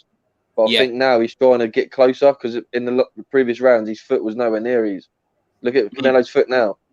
He's trying to get closer. And this is what he's going to look now. Thinking now he's going to try and get in close now. Canelo, look, he's getting in the corners. Oh, Chris Mannix got Saunders up 48-47. Wow. Okay. Wow. So he's got it 3-2. And that's based on the last round. Yeah. We see there on the inside, though, that's where he don't need to be, because when they was inside holding on, Canelo there was just planting like an uppercut in at close range, and they could cause damage to Billy Joe. So Billy Joe, keep at distance. He's doing well. Just remain focused. And lovely jab from Billy Joe Saunders there, though. Oh, nice. But a good jab from Canelo there. Billy Joe backing up onto the ropes. Not a good jab from Canelo. That's not Canelo, where Billy Joe Saunders wants to be. Big body punch landed by Canelo Alvarez. Again. Right. Billy, you see that? Canelo just swung a big right hand and then Billy Joe just rolled under. But good counter left down from Billy Joe as Canelo goes to the body. That's absolutely brilliant. That's what he needs to be doing. As soon as Billy Joe sees Canelo go to the body, a straight counter left hand could really do not only damage, but it's eye-catching for the judges. Yes. And you remember we said that Canelo looked a little bit out. Well, he was looking eye-catching in the first 2 rounds. Billy Joe now seems to have those highlights, in these rounds, like these recent rounds. Oh, he's putting together a lot of combinations. Yeah. His eyes swelling. Canelo's eyes swelling. Wow, this is unreal. Canelo's eyes swelling. Wow. Yeah, under his right eye. Yeah. Wow. Yeah, I can see that. And you know what? Really good. Really good. Canelo, he is looking a bit fatigued. Oh, Canelo lands there, though. Canelo lands. Billy Joe smiles at him as if to say, come on, is that all you got? But Canelo lands an uppercut again at close range, but Billy Joe sticks his tongue out Tyson Fury style there. Oh, nice jab there by Canelo. Yeah, no. Canelo responding well from the last round. Good left hand. Short left hand by Billy Joe Saunders. Good uppercut, though. Good. That hurt him, I think. I think that hurt him. Great right hand that may have just rocked Billy Joe a little bit, may have earned him. That was a good solid right hand. He felt down definitely, Billy Joe. Good minute phase, good last minute to the round for Canelo that I think won him the round. All right. Yeah. Canelo's walking a little bit gingerly back to his corner. Gingerly, eh? Definitely. Who do you think won that round, Pro Beez? I'm giving that to BJS. I'm going Canelo for that round. I think he won the last minute of that. Yeah, I thought he won the last minute of it. Yeah, wow. I've got Canelo for that round. One of them last punches, I think actually Billy Joe really felt. You see him like kind of step back a bit, a little bit. Yeah. And I think that's what it is, most damage in it in a round and that. So I think probably the damage in that round was probably Billy Joe probably felt it more than Canelo. I think after that one. Yeah, no, definitely. And Beez got it 3-3. Bad ball in Appen says Canelo. MH says Bill first round and last 2. Matthew De Souza says Canelo round. Bug power punches connected. Look at that. See. Great left hand landed by Billy Joe there. Yeah, just see that in the replay. Nice. That was nice. Billy Joe puts a little combination together there. Good jab. Stick out your jab again. Oh, there we go. Billy Joe now holding on after a jab 1-2. That's a good tactic because, like I say, Billy Joe looks the bigger man. I think he's maybe try and tie Canelo down a little bit by holding. I think that's a good tactic. Get your shots off and hold if you have to. It'd be interesting to see the CompuBox stats on who's landed the most. Yeah. I think Billy Joe would have probably landed the most punches just from the jabs, because he just stuck out that jab. Look at that. Look, coming forward with a nice triple, or might even be a quadruple jab. But once again, Canelo comes back with a body shot. Do you know what? That body shot just made Billy Joe wince right there. Yeah. Oh, nice 1-2 from Billy Joe into a double jab. But another body shot landing from Billy Joe. From Canelo. He doesn't need to engage in a fight here, Billy Joe. Get jabbing and moving. Another good jab. The jab of Billy Joe is just beautiful. Yeah. Beautiful stuff. All right. Definitely. So Roy Jones is saying that he's noticed that Billy Joe's tiring and Canelo's going to seize this moment. Well, the past 2 rounds, he's letting the fight be fought at a closer range, and he isn't jabbing and moving as much as he was in the first 5. Yeah, I think that you got to give credit to Canelo there. I think them body shots, like Pro Beez has said from the beginning, they accumulate. He's putting them in the bank. Do you know what I mean, for later on? But also, I think, yeah, and also I think that shot in the last round, I think maybe buzzed Billy Joe a little bit, and he's now this round maybe taking a bit of like a step off, clear his head a little bit. Let's see this round out and then go on to the 8th round. But I think Canelo, you just know that one punch could change it. That's what keeps you on the edge of your seat, doesn't it? I think even this round, though, I think Billy Joe's doing well. I agree that he may be just stepping off the gas a little bit. Oh, it's a smart round by Billy Joe. It's a smart round. Right hand landed by Canelo there. Billy Joe needs to keep his hands up. Yeah, he does. I know he's a flashy fighter, but this is Canelo. This ain't a plumber. You know what I mean? There's no looking out for the crowd when you're fighting Canelo. Yeah. Right, no offense to there, slightly missed. Good left hand landed. All right. And this is what's tiring Canelo. You know when Billy Joe gets in, rolls out, slips. These are the things that are tiring out Canelo. Yeah. I think Billy Joe needs to feint a little bit more. You see here, like the last 30 seconds, he's fainting a little, look, making Canelo react, not allowing Canelo to throw. See, look. Canelo went forward, then back. That's what Billy Joe needs to keep doing. Just keep feinting, because he's tiring Canelo out without even Canelo throwing a punch or him throwing a punch. That's what I'm saying. Like mentally, Billy Joe must be a nightmare to fight against. All right. 4-3 that was a BJJ. really close round for me. 4-3 BJS and B. Hard to call. Who do you think? Who do you think for that? Won that round. That, yeah. Canelo. Canelo. Yeah. What about you, Jay? Yeah, I think Canelo. I think the first minute and a half, 2 minutes, Canelo pretty much dominated that period, and then the last minute, I think Billy Joe started using his feints, coming into it a bit stronger. Like I said, I think in the end of that last round, one of them big shots buzzed Billy a little bit, and I think he just took this round, keep his composure. Like you said, Joe, I think it was a smart round by him. I don't think he didn't do too much, but he didn't allow Canelo in really too much either. There was a couple of big shots, but that's just part and parcel of it. Yeah, certainly. Need a good round from Billy Joe now, though. Need a good round from him. Yeah, he needs to win this round. Yeah. Otherwise, momentum will be slipping away. Exactly. Canelo might just pull through. Take advantage, but lovely jab. Then just moving away from Canelo's shots, just avoiding a 1-2 from Canelo there. Billy Joe Saunders really... this is a funny comment from Ant B. The judges have it 7-0 to Canelo. The thing is, I wouldn't be surprised. It wouldn't surprise me. I see a bad result earlier, that Conway result. Did you see one of the judges had Conway winning the fight, and Arnie had him winning the round? Yeah. And Sissoko in. I weren't judging that fight, but it didn't look like Conway won too many of the rounds, apart from I think round 9 where he dropped him. Macy V, hi gents, any good news? Not yet. The fight's still not ongoing. Yet. We're praying. Oh. We're praying for after. Canelo's good coming 1-2 strong from Canelo. But look at that, Billy Joe's dropping his hands. Wow. Yeah. Do you remember the Chris Eubank That's a sign fight? of fatigue. That's a sign of fatigue.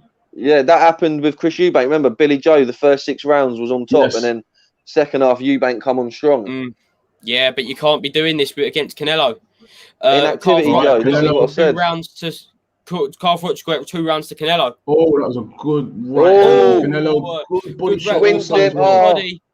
And I think Billy Joe needed to hold on there. It looks like that man took a bit out of him. Do you know what I love about Canelo there? He hurt Billy Joe, and most fighters expect the fighter to come back with another headshot. You see his eye? Yeah. Wow, Billy Joe's eye is his right eye is marked up. Yeah, Canelo's calling the fans on. Oh, Canelo is calling. Look at the crowd. The crowd are getting up for this now. Canelo smells blood here. He's black and Billy Joe's. Oh, round 8. He's really stepping the gas on Billy Joe right here. Wow. He's he's on the ropes. He's landing a lot here. Billy Joe's taking punishment. Right. He's got him on the ropes. Billy Joe Saunders needs to get off of those ropes. He needs to get back to his boxing. He needs to get out of the corners. That's it. Definitely. Well, if it's the judge from the main event, this fight will be over soon. Canelo is backing Billy Joe up. Cutting off the ring. He's cutting off the ring for Billy Joe. He's gone to all 4 corners in this round, cutting him off. Billy Joe's holding on now. See out this round, Billy Joe. See out the round, mate. So great right hand. Come on, Billy Joe, man. Come on, Billy. Dig him, mate. Dig him. Oh, that was a good that hurt him. Good uppercut from Canelo that really does hurt Billy Joe Saunders. We're worried now for Billy Joe Saunders. He's put in a great performance up until now, but we worry that this round... Wow. That's big a game changer. Look, we can't even argue against it. That's a straight Canelo round. We can't argue against that. Look, I would not... Look, if you were in mixed martial arts, that's a 10-8 round on damage. Yeah. In that one round, Canelo just accumulated more damage on Billy Joe in that one round than the other previous rounds. Is he starting shutting up, Billy Joe? Yeah. Look at that. What I was trying to say earlier. That's a huge game changer because now Canelo has taken away a huge part of his game. And Canelo, it was very clever there. What he done was he hurt Billy Joe to the head, and all fighters expect you to come back with another headshot. Canelo come in with that ripping body shot. Oh, mate. That was beautiful. That was. Canelo's got a second gear now. Canelo's got ready. That second adrenaline rush. Canelo's first out. Look, he's playing up to the audience here. He wants war now. He's going. He smells. It's been called off. They've stopped the fight. They've stopped it. No. What's happened? They stopped the fight. What's happened? Literally, what has actually happened here? I think they pulled him out of the corner. His eye. They pulled him out. The doctor. It's the doctor stopping. No. He can't see. Look at his eye. It's a Daniel Dubois. He could have fought on, man. Was that the doctors? I think Billy Joe would have fought on. To be fair, I've not seen Billy Joe protesting it though, Bro Beez. He's not there going like in the last fight. The fighter was saying you shouldn't have. I don't know what's going on, to be honest. What the hell has happened? We need to find this out. The fight has been stopped, and Canelo has obviously won that. Beat Billy Joe Saunders here in between. What was that? Round 7 and 8. If he's broke his eye socket, it's got to be called off, and you got to say fair play to Canelo because that last round, like I said to you, he stepped it on. Then he put some damage on Billy Joe in that last round. Absolutely gutted that the fight had to end like that. Yeah, wow. Billy Joe, he's not arguing, he's not fighting it. Yeah, I think he knows. His eye socket. He can hardly see out his eye. Yeah, no, he has. Gutted for him. Absolutely hard enough fighting Canelo with 2 eyes, let alone 1 eye. And he was doing so well. He was doing so well up until that last round there. Be interesting to see the judges' scorecards up to then. I had it 4-4. To be honest, it was first. Look, this is what I thought. I thought the inactivity would play a part, and you saw it after the 5th or 6th round. Billy Joe really got tired. Canelo started stepping it up a bit with his downloading from the previous couple of rounds. And that last round, there was some big heavy shots there by Canelo, and I didn't really like seeing that, to be honest. Yeah. And I don't want to be a Debbie Downer in that, but I think Canelo probably would have won it by points quite clearly at the end of that, or got him out. Because I think that round changed the fight. It reminded me of the Chris Eubank fight, which I said in the previous round. And that shot there, that buzzed him. And the last 2 rounds, that you could see Billy Joe was feeling the shots. He was doing fantastically, Billy Joe Saunders, and he's not once complained about the fight being stopped. You've not seen him get up and say, "Nah, I think he is in serious pain here." Wow. Gutted. But respect to Canelo, man.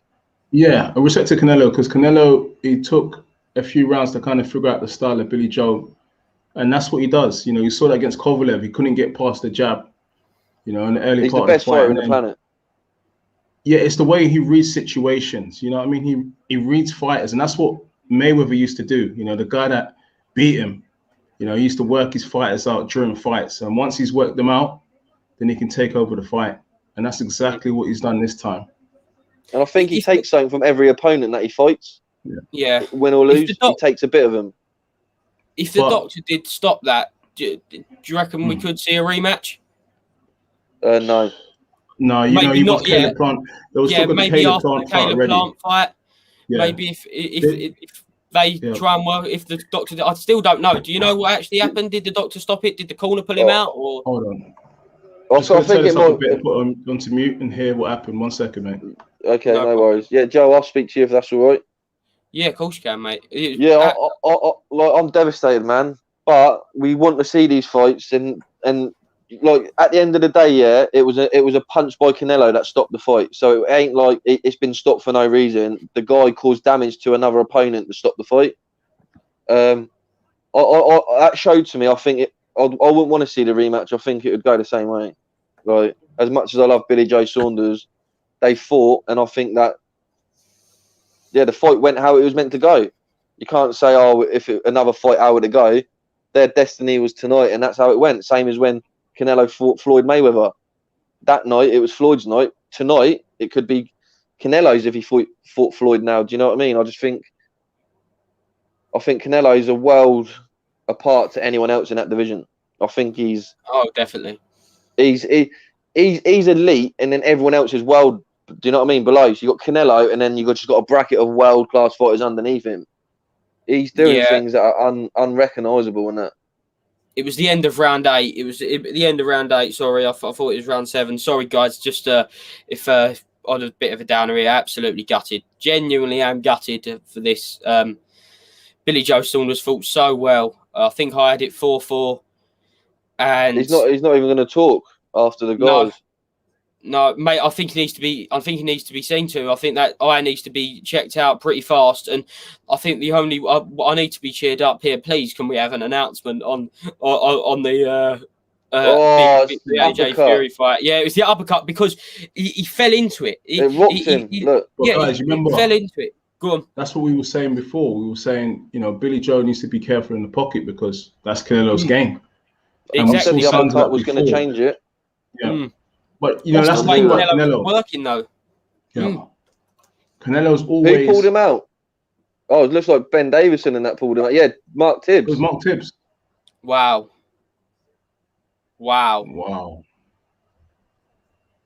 It'd be interesting because he could actually open his eye. He could open it, but again, it's a difficult one, isn't it? It's a difficult one. Is, and obviously this is going to spark so much debate. And before anyone says it, I see Base Jump says it now. No, he didn't quit because the corner pulled him out. So there's no way you can call him a quitter.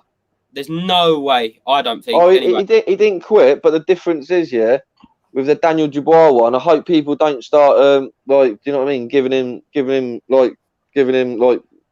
shit for it or whatever. The Daniel Dubois one, they should have pulled him out. They shouldn't have put him in that position. The round before, they knew what was up with his eye, and they said, "We'll give you one more round."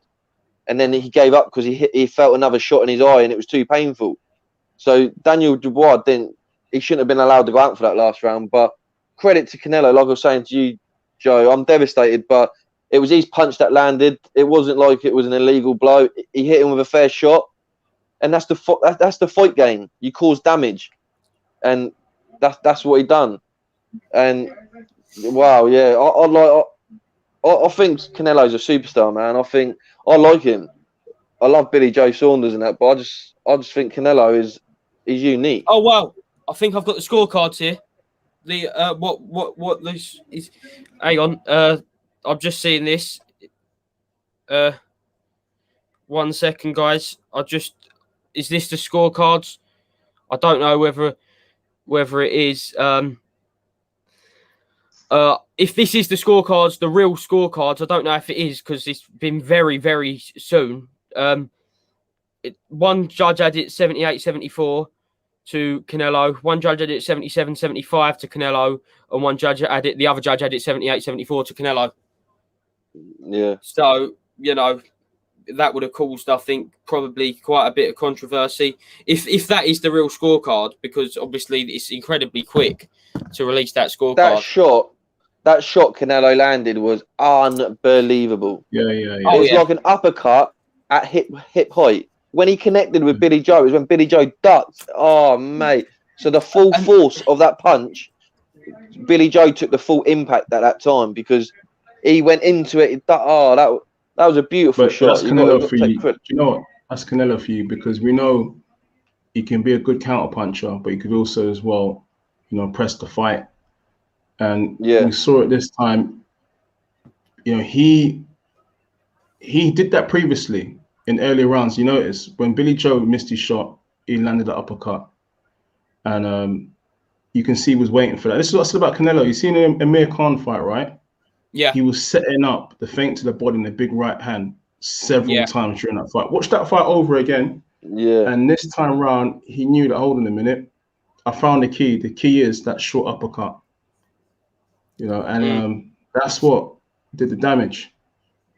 But Billy Joe was doing well up until that point. You know, he was doing really well up until that point. I just think maybe it's difficult because Billy Joe could have boxed on the outside for the whole 12 rounds. But then the reality is people are going to say, well, you're not going to get with the judges. You know, you need to press the action to convince them to say that you won the fight. So he has to press forward. His usual style is just the box, get in and out and not get touched. We all know that's BJS. But it's different. It's the situation, some people might say. He has to press the action. The only way Billy Joe would have won is if he tied him up all night, got in close, stopped his counter punching, stopped the uppercut. And it wouldn't have looked pretty, but it would have been effective. You know, a bit like Lawrence Okoli style. Come in with a jab, land 2 punches and hold. You got to change. Certain fighters, there's different styles in that. On his bike all night, he would have got tired.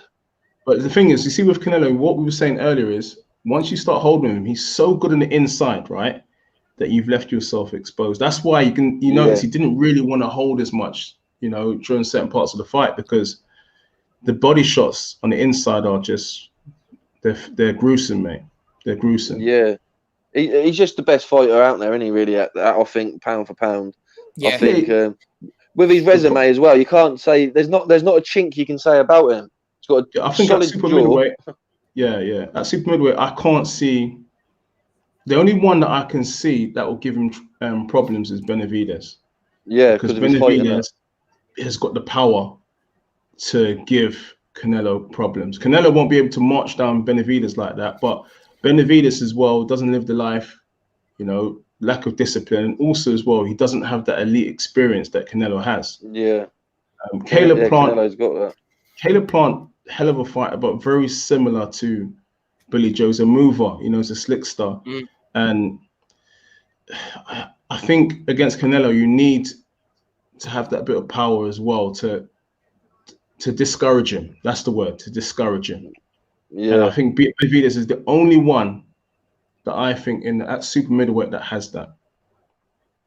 I agree. I think Benavidez is probably the toughest. But I thought Callum Smith was the biggest challenge out there because of his height. He had a bit of power. Yeah, he's a strong guy as well, Yeah, I thought before that fight, like I thought Callum Smith was unbeatable at 168 just because he was so big. But Canelo proved that wrong. I agree. Caleb Plant fight will go the same way as this. I think Canelo stop him middle rounds. Benavidez. And then after that, if I was Canelo, I'd go up to light heavyweight because there's not. I know he'd be really small at light heavyweight, but what challenges really bad, mate. Can you see him walking to the change rooms? Yeah, he's bad now. Wow. Bad. I think the thing is with the David Benavidez fight, though, I think that those body shots, like, it's such a big target, you know, Caleb Benavidez' body, and I think Canelo can really take advantage of the body shots in that fight, and that probably could be the difference. Yeah. They're saying the Caleb Plant fight's definitely next. Right, Eddie Hearn in the ring, talking about the Caleb Plant fight. Is there a chance he may slip in, that there's a little fight going on between Anthony Joshua and Tyson Fury? Yeah, let's wait and see. It would be bittersweet if it is, because obviously gutted about the fight. But he should have announced it before the fight. He said next week, AJ Fury. Oh, did he really? Just now, yeah. No, oh, wow. Oh, gutted about double whammy that. He's been saying next week for the past 4 months. He wanted the viewers in for tonight even more, didn't he? Teasing everyone, teasing. Oh, mate. Oh, I thought I could have been cheered up a little bit by that, but no, gutted. Where does Billy Joe go from here, though, people? Where do you think he goes? Will he continue? Well, yeah. Look, it's one loss. You know, the guy is a hell of a fighter, but Canelo is he's something else, mate. he's something else. He's beyond incredible. So I think, look, it's still an opportunity to maybe one day say, look, you know what? If Canelo becomes undisputed, to try and fight Canelo again down the line, but Yeah.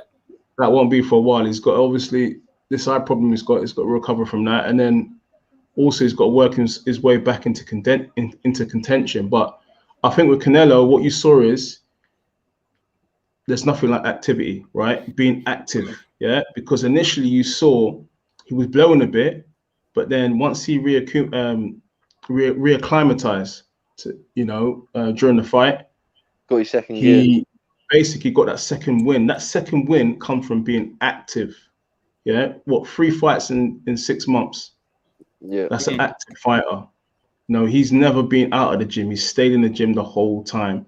And when you're going up against the elite, this is you have to be on game all the time. And this is why you see when they talk about Fury and AJ as well.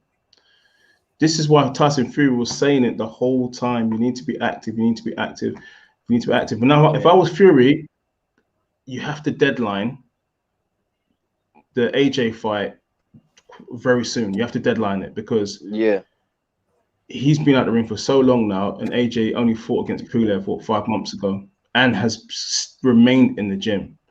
So at elite level, you need to be active.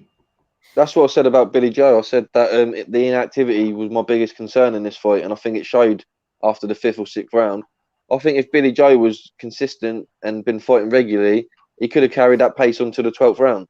But you saw Canelo, when he got that second wind, he went up a gear and Billy Joe went down a gear just because of the fatigue. Because Billy Joe, just think, he got himself in the best shape he's possibly been in, but that would have been a wear and tear on his body. Because like you say, he goes up and down in the gym. He doesn't maintain his weight. Canelo, where he maintains it is in the gym non-stop. His body's not going through them, his body's not getting destroyed in some sense, that it's blowing up and then getting back in the shape and that. So, I think it was the inactivity. I think, like, Billy Joe started really well. We all agreed. Some people had him up in a couple of their scorecards going into the rounds and that. I think, inactivity definitely played a part, but also just Canelo, man. He's just a unique fighter. Since he's gone with the zone, I like him even more because you obviously get to see him speak English. You see his personality, and there's nothing you can't really not like about him. That's what I think. I don't see what anyone can criticise him for. I still feel devastated for Billy Joe, but it just proved to me where they are in this game. This is why we want this fight. Like, I hate it when you get 2 mega fights and then people criticise one of the fighters afterwards or say, "Oh, this happened, that happened." Look, we saw the fight, we saw the outcome. Now let's enjoy bits of the fight. We can now pick away different aspects, but respect the Canelo, man. Canelo is, look, we all love the sport. He's part of the sport, and if you just got to give him credit, man. You got to give him credit. Billy Joe was one of the best, and he beat one of the best. So I just think it's great for the sport. Definitely, But these big come on, fights Billy Joe. are- I'm just devastated still, though. Yeah, no, same. I really am gutted, devastated, saddened. But that's boxing, and on the night he weren't good enough. And Canelo, if you only ever lose one fight in your career, for it to be Canelo, the pound for pound number one, it's no bad thing at all, is it? But do you think there's any chance Billy Joe could get down to middle again? Do you know what? Let me just chime in on that one. Sorry, Jay. Yeah, go on. I've always believed Billy Joe is a middleweight, as opposed to a super middleweight, because that's where he really excelled. That's where we know Billy Joe was at his best. And I get it. He wasn't getting the big fights, etc., etc. There were some weight issues as well, which is why, being super middleweight, he can make the weight comfortably. But if this fight was at middleweight, would the outcome have been different? No. I think Billy Joe would have performed even better at middleweight, but I'm not sure about the outcome. It's Canelo. This guy's a freak of nature. But it's just the weight that concerns me, probably. He's getting the way he blows up so much. Like, I agree. Billy Joe, probably middleweight, probably a level above than what he is at super middleweight, and I think it would have been. I reckon he would have gone longer at that pace he started out with at the beginning. But I think with Canelo's shot selection and his power, it probably may have ended up the same result. But I do agree, Billy Joe at middleweight is probably. I think he's probably top 2 best in the world at middleweight. So I think that is his best weight. Yeah, but you I agree middleweight. with R&R. I agree. I think if I was Billy Joe now and I wanted to carry on boxing, I'd just try so hard to get down to middleweight and just try and make the Andre fight for the WBO middleweight title. I think that's a natural fight for me if that can be made and he can get down to middleweight. I'm just concerned because Billy Joe does it not for the money, not for the fame like a lot of fighters do. They go for that one more fight. He was in this game to fight the best, and he's got to that point. And will he want to go through fighting 3 or 4 fighters and then get a mandatory, and then the next world title fight might not be the name that we're thinking of now? Do you know what I mean? It might be a year or 2 down the line.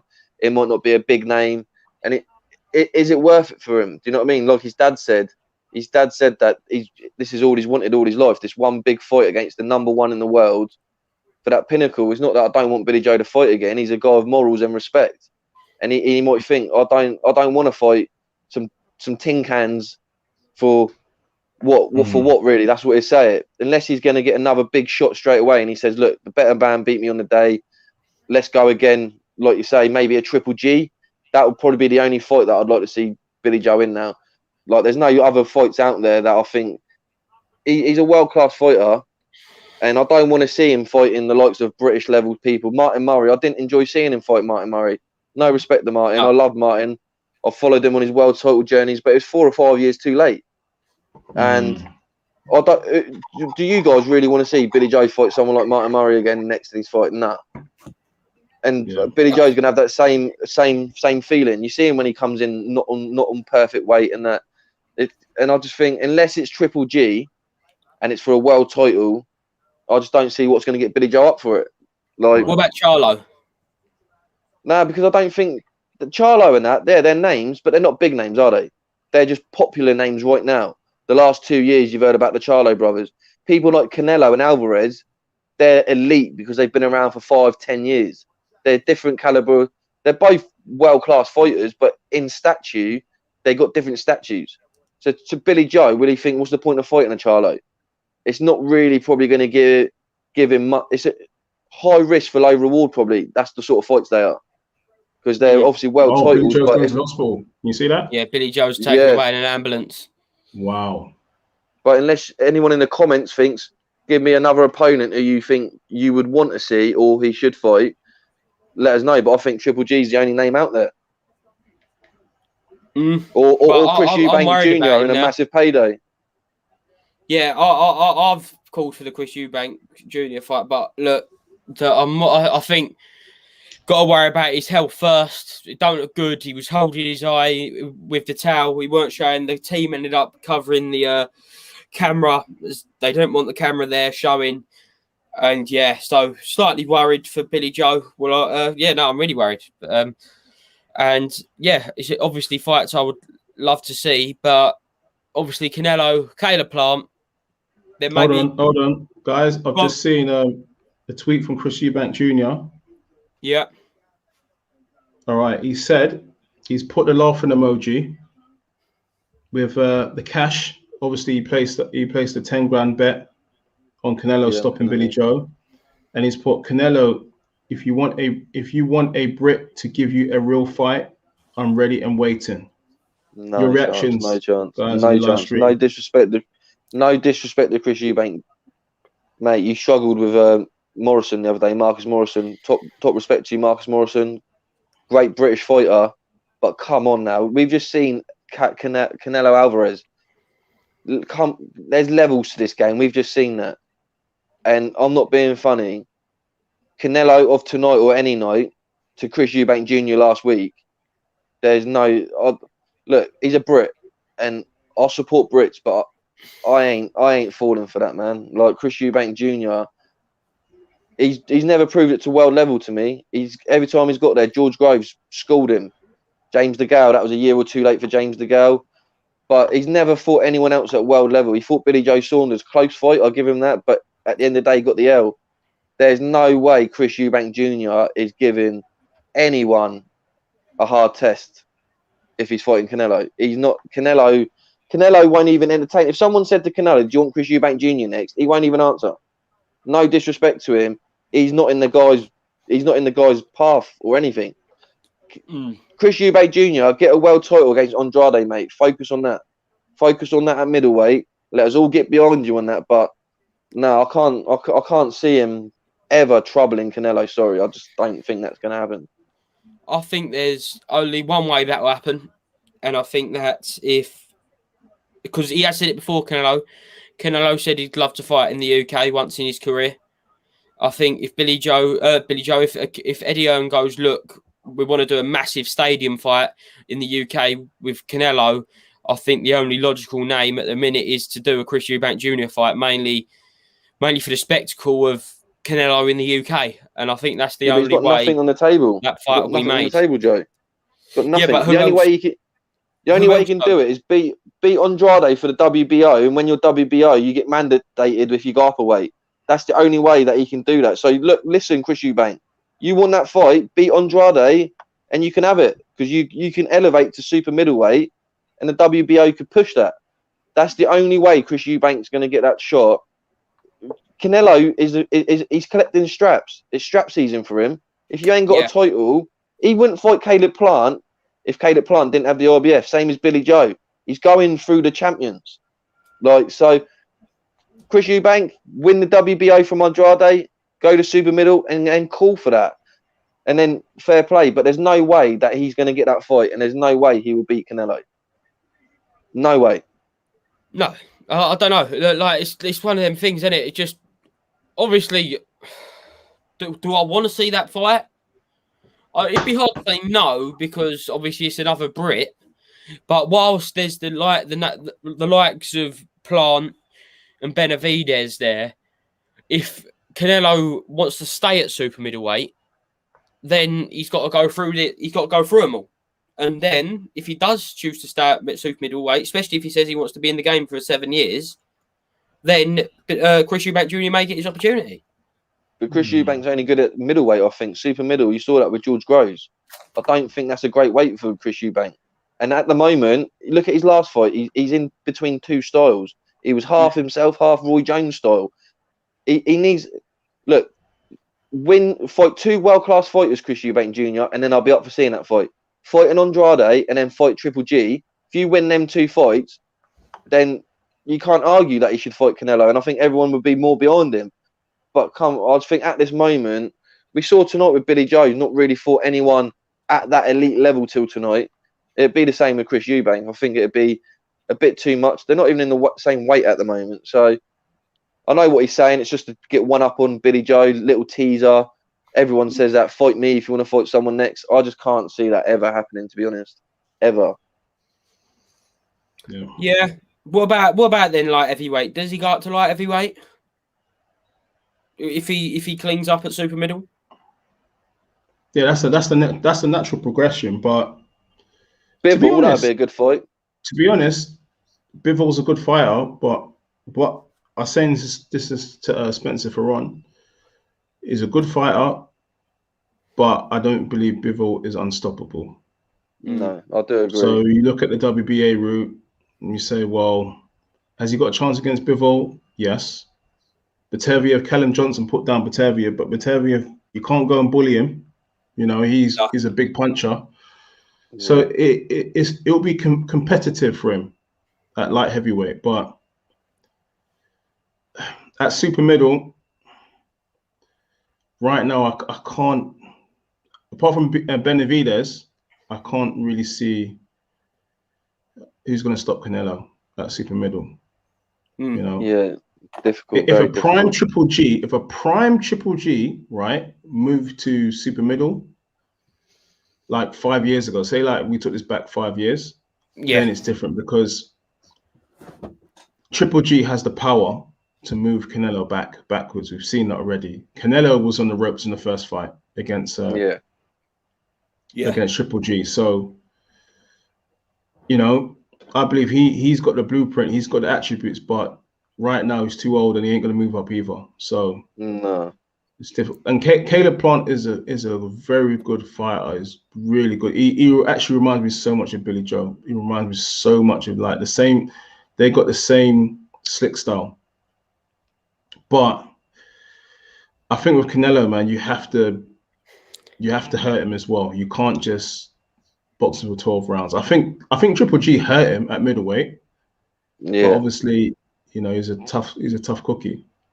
It's hard to hurt him though, isn't it? It's so difficult to hurt Canelo, like to get his respect in that. He's got a granite chin. He reminds me of like a heavyweight, but at middleweight or super middleweight. That's the sort of stature, like the way like his body is and just the way he fights. He just reminds me of like a heavyweight in a smaller weight. He's just them uppercuts he lands, them body shots you were saying that he rips into the body. Yeah, he's just so compact. He's got good head movement, which people like don't really talk about. He does have good head movement. Yeah, he's a special fighter. He's definitely an era fighter that will go down in probably this era's probably greatest super middleweight. I would have loved to have seen Cole Froch versus Canelo, innit? A prime Cole Froch versus Canelo Alvarez. Like, I think that would be a good scrap. I don't know who will win. Obviously, it's a fantasy fight, but but then it goes to Calzaghe Canelo. Oh, I think Calzaghe would have won that. Just because the guy's never been beat. Calzaghe found the way. Well, you can't ever say so. Yeah, you can't say someone will beat someone who's never got beat. I remember when he fought Kessler. That was an absolute great fight. Absolutely, I love that fight. I love Joe Calzaghe and the Chris Eubanks back in the day. But yeah, I think Chris Eubank would have beat Canelo, but as well back in the day. But it's just eras, and I think Canelo at this moment in time is probably one of the greatest of all time in his era. You've seen E. Howie's comment here. 2 judges had it 78, 74, and one had it 75, 77, 75, all to Canelo.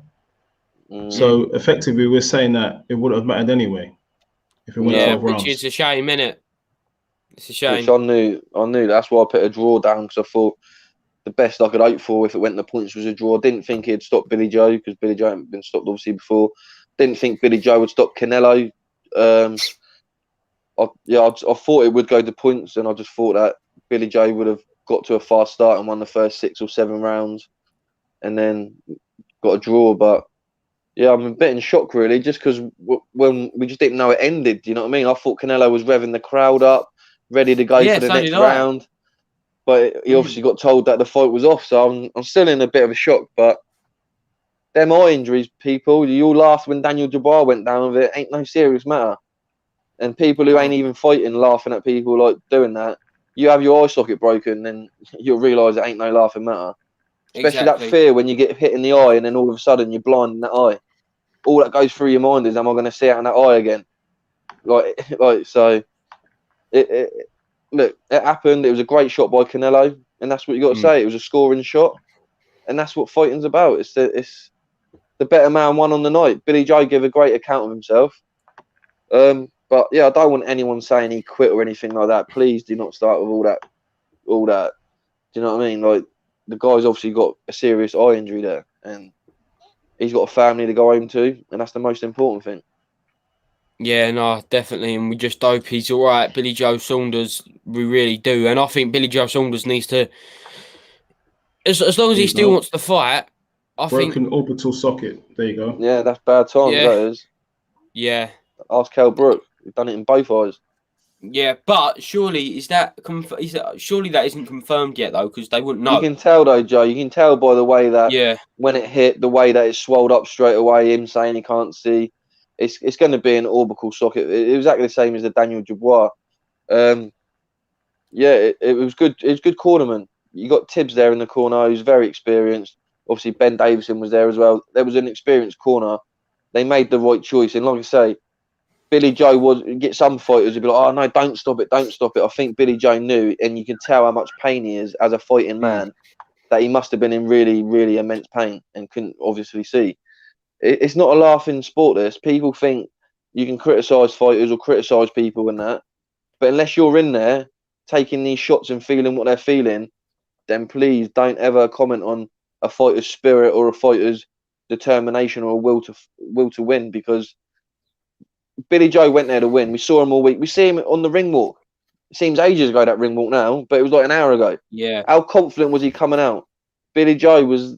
It was his moment. He was there to win. Yeah, he wasn't there. He wasn't there to give up. He said that. I had a conversation when Tyson Fury said that. He spoke to him and he said, "I don't care about the money or the fame. He goes, I would take winning this fight and dying 10 minutes after this fight than losing." Yeah. So that's how much it meant to him. So he didn't give up He didn't give up. He was obviously put in a position where he couldn't fight no more.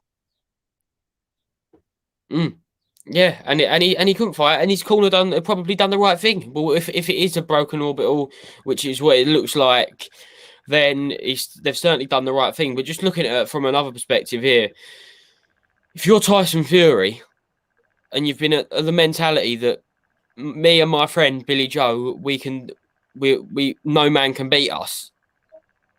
Do you think that could make Tyson Fury second guess the AJ fight? Do you think that could make him slightly nervous? No, probably make him more determined, if anything. Like, do you know what I mean? Like, Tyson Fury is very intelligent. Like, he's very, very intelligent in like his boxing. He's a very good boxing historian, and Tyson knows if he doesn't have a good night, he could be beat. But he's not going to tell people that. It's his confidence. You know what I mean? It's his inner confidence. He'll tell you no man can beat him in that. But any man can be beat. He said that about Canelo tonight, didn't he? That's what he was saying about for Billy Joe Saunders. Any man can be beat. There's two men in there. But nah, it'll probably make him more determined to go out and win. But at the end of the day, it's Billy Joe's safety here at the moment. Do you know what I mean? Like, I think everyone's a bit concerned about his eye injury and everything like that. And I think Tyson will be thinking about that. But it won't stop him fighting. He's his own man. He's a fighting man. And they're all about pride. So he ain't ever gonna let, because I think Tyson Fury's got to be in his bonnet that he never fought David Haye at the time, because David Haye was recognised as probably one of Britain's best heavyweights. And I think he said it to Eddie Hearn, he wants a British fighter who could be his dance partner. And I think Anthony Joshua's perfect for that. So no, I don't think it would deter him from that. He wants that British rival. Yeah, and he tried having that with Derek Chisora, but the fight was so one-sided. Both fights were so one-sided that they couldn't really get anything going with that after that happened. But yeah, no, it's a difficult situation. But yeah, it was just a great experience. And like I say, I'm glad everyone got to see the fans in there. You saw what it was like with a buzzing. Imagine Wembley or somewhere, or even Saudi Arabia, Tyson Fury, Anthony Joshua. That would be pumped. Like, it would be. Imagine how excited we was tonight, and then maybe times that by 5. Yeah, and because the undercard will probably be unreal as well, so it wouldn't be just obviously just the main event tonight. Obviously, it'd be the whole event. So yeah, no, I'm in two minds, because like I say, I'm devastated for Billy Joe, but Canelo, I just keep thinking, man, like I want to see him fight again. Yeah, I just want to see him fight again. I just can't critique him in any way, really, because he's not a disrespectful fighter. He's not one of them fighters that comes out afterwards and disrespects his opponents, and you then think, I don't really like him in that. He's so professional and such a good boxer that, yeah, he's a credit to the sport. And Billy Joe give it his best go, and yeah, like that. Look, we wanted the fight. That's how the fight planned out, and that's how it is. And like I say, the only fight I want to see Billy Joe in now is the Triple G fight. Maybe at middleweight, because I think Triple G struggles at middleweight at his older age. That's probably why he's not fighting as regular. One big fight at maybe super middleweight, not even for a title. I still think that would be a big fight in the UK. I think just a big old payday. I know Billy Joe don't want a payday, but after tonight in your career, maybe he deserves another payday. I saw the pay packet for this fight. I think Canelo's getting like 25 to 30 mil, and Billy Joe's getting 2 to 3. So right, okay, I didn't see that. Yeah, I know that's a lot of money, £2 to £3 million, but obviously the level of the opponent, I just think go and maybe make 5 mil maybe against Golovkin maybe. Don't know how much that would generate with a full crowd. Yeah, I definitely think it could be a pay-per-view card, and get a big payday.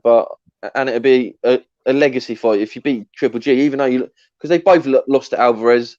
It's like a mutual fight, if you know what I mean. It's not like it's a back step fight. It's a step forward. And I think if Billy Joe beat Triple G, Canelo might fight him after that. Do you know what I mean? Like if he wanted that again. I'm just because my thing is it's just a struggle to see how he would come back. He won't want to go through like 4 or 5 fighters. I'm just trying to see the best possible way to get Billy Joe to the top if he was going to carry on. Yeah, 100%. And we hope he's okay. Guys, smash that like button, smash the subscribe button, keep your comments coming in, your reaction to Billy Joe Saunders being stopped in his corner. His corner pulled him out after the 8th round after severe damage to the eye. And yeah, fantastic performance from Canelo. And Beez just left us, gone over to just quickly edit a video to put out a quicker video. But yeah, me and Jay will be with you talking about the fight, talking about what happened in the fight, and talking about where both fighters go. So I'll just see it. I just find the comment. I can't find it now, but someone said that 7 fighters, 7 Brits that Canelo's beat now. Yeah. They beat Matthew Hatton, Ryan Rhodes, Amir Khan, Liam Smith, Rocky Field, and Callum Smith, and Billy Joe. It's incredible, Jay. Absolutely incredible. And I know it's just, can anyone stop him? Can obviously, I know, weight, everyone will lose to weight in the end if they keep on moving up the weight divisions. But if he stays at super middleweight, can you see anyone maybe even coming up, like a young prospect coming up that could stop him in a couple of years' time? Or maybe even Benavidez Plant. We've spoken about it briefly, but can anyone beat Canelo in this division? No, I think no, I don't think anyone at super middleweight. I think at light heavyweight that could be his downfall. Like you say, we see with fighters go up a weight. I think at the moment it's the perfect time for him to go to light heavyweight because, like we were saying about some of his opponents earlier, I think at the moment it's probably a good example to go up. But super middleweight, no one's beating him. No one's coming close. The only type of fighter that's going to beat him is someone that comes through and they're probably like a youngster and they can get a 20 wins, 20 knockouts or something. Like one punch power that you could spark him. But he's got that chin. You've never seen anyone really spark him. You know, Triple G hurt him a few times and that, but you've never actually seen Canelo down rocked or you think he's going to get stopped or anything like that. So one big puncher might do it, but I think the only thing that beats Canelo is Canelo. I think when he starts slowing down age, like you see with a lot of fighters, maybe if he's 35, 36 and he's fighting an up-and-coming youngster, he's really good. Maybe, but I think Canelo's smart enough. I think maybe he ain't going to fight till he... We asked this question, how long's Canelo got? And I actually thought about it after the show that we've done. I don't think he's got long, you know. I've said 5 to 7 years. Thinking about it, the guy's been a professional since he's 16 years old. 15. It ain't like 15 and a half. Yeah. Yeah. So this ain't like some guy who's went pro at 20, 22, which is still quite young for some pros. 15 and a half. People are doing their GCSEs at that time. And he was fighting grown men. So he's had the wear and tear. It's not like he's not been around. He's been around 16 years already. He's 30, 31. So, mate, that's unique. And I think that's why he's pushing for this super middleweight unit to be undisputed. The first Mexican undisputed super middleweight champion. That's his legacy done. I think he's fought Triple G twice. He's beat Cotto. He's beat 7 Brits. Do you know what I mean? Some of them quite good Brits and all. I think he would probably, the only thing he would have wanted done was fight Mayweather again, but that's never going to happen. He's got his hands full with Logan Paul. He's got such a big fight there. He wants to stay on his game. It might be the winner. Logan Paul or Floyd versus Canelo next. You're not too sure. Yeah, no. Why? Actually, Joe, go on. You said a new up-and-coming young fighter. Jake Paul could be the man. There's a lot of hype around this guy to stop Canelo. So maybe Jake Paul inside the distance against. Oh, he beat Anison Gibb, world-class fighter. Nate Robinson. He stopped him in dramatic style. So he's on form.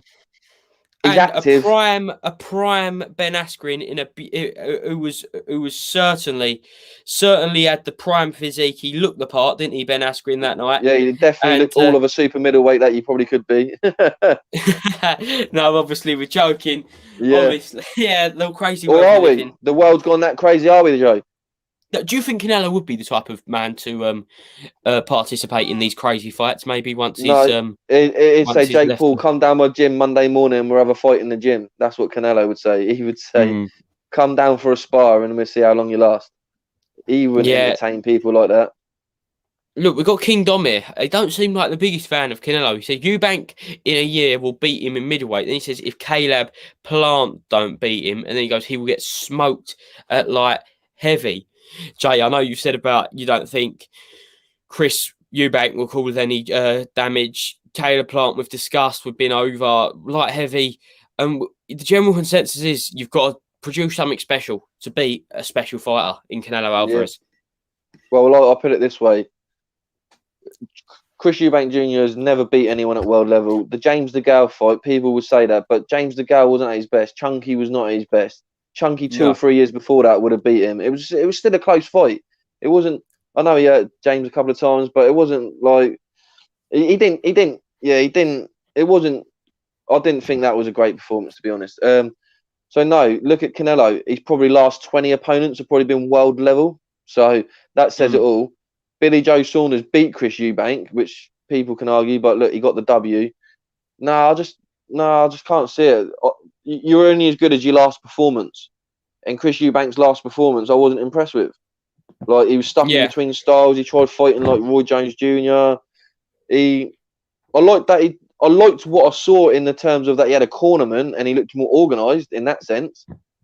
But I just think Chris Eubank won't ever.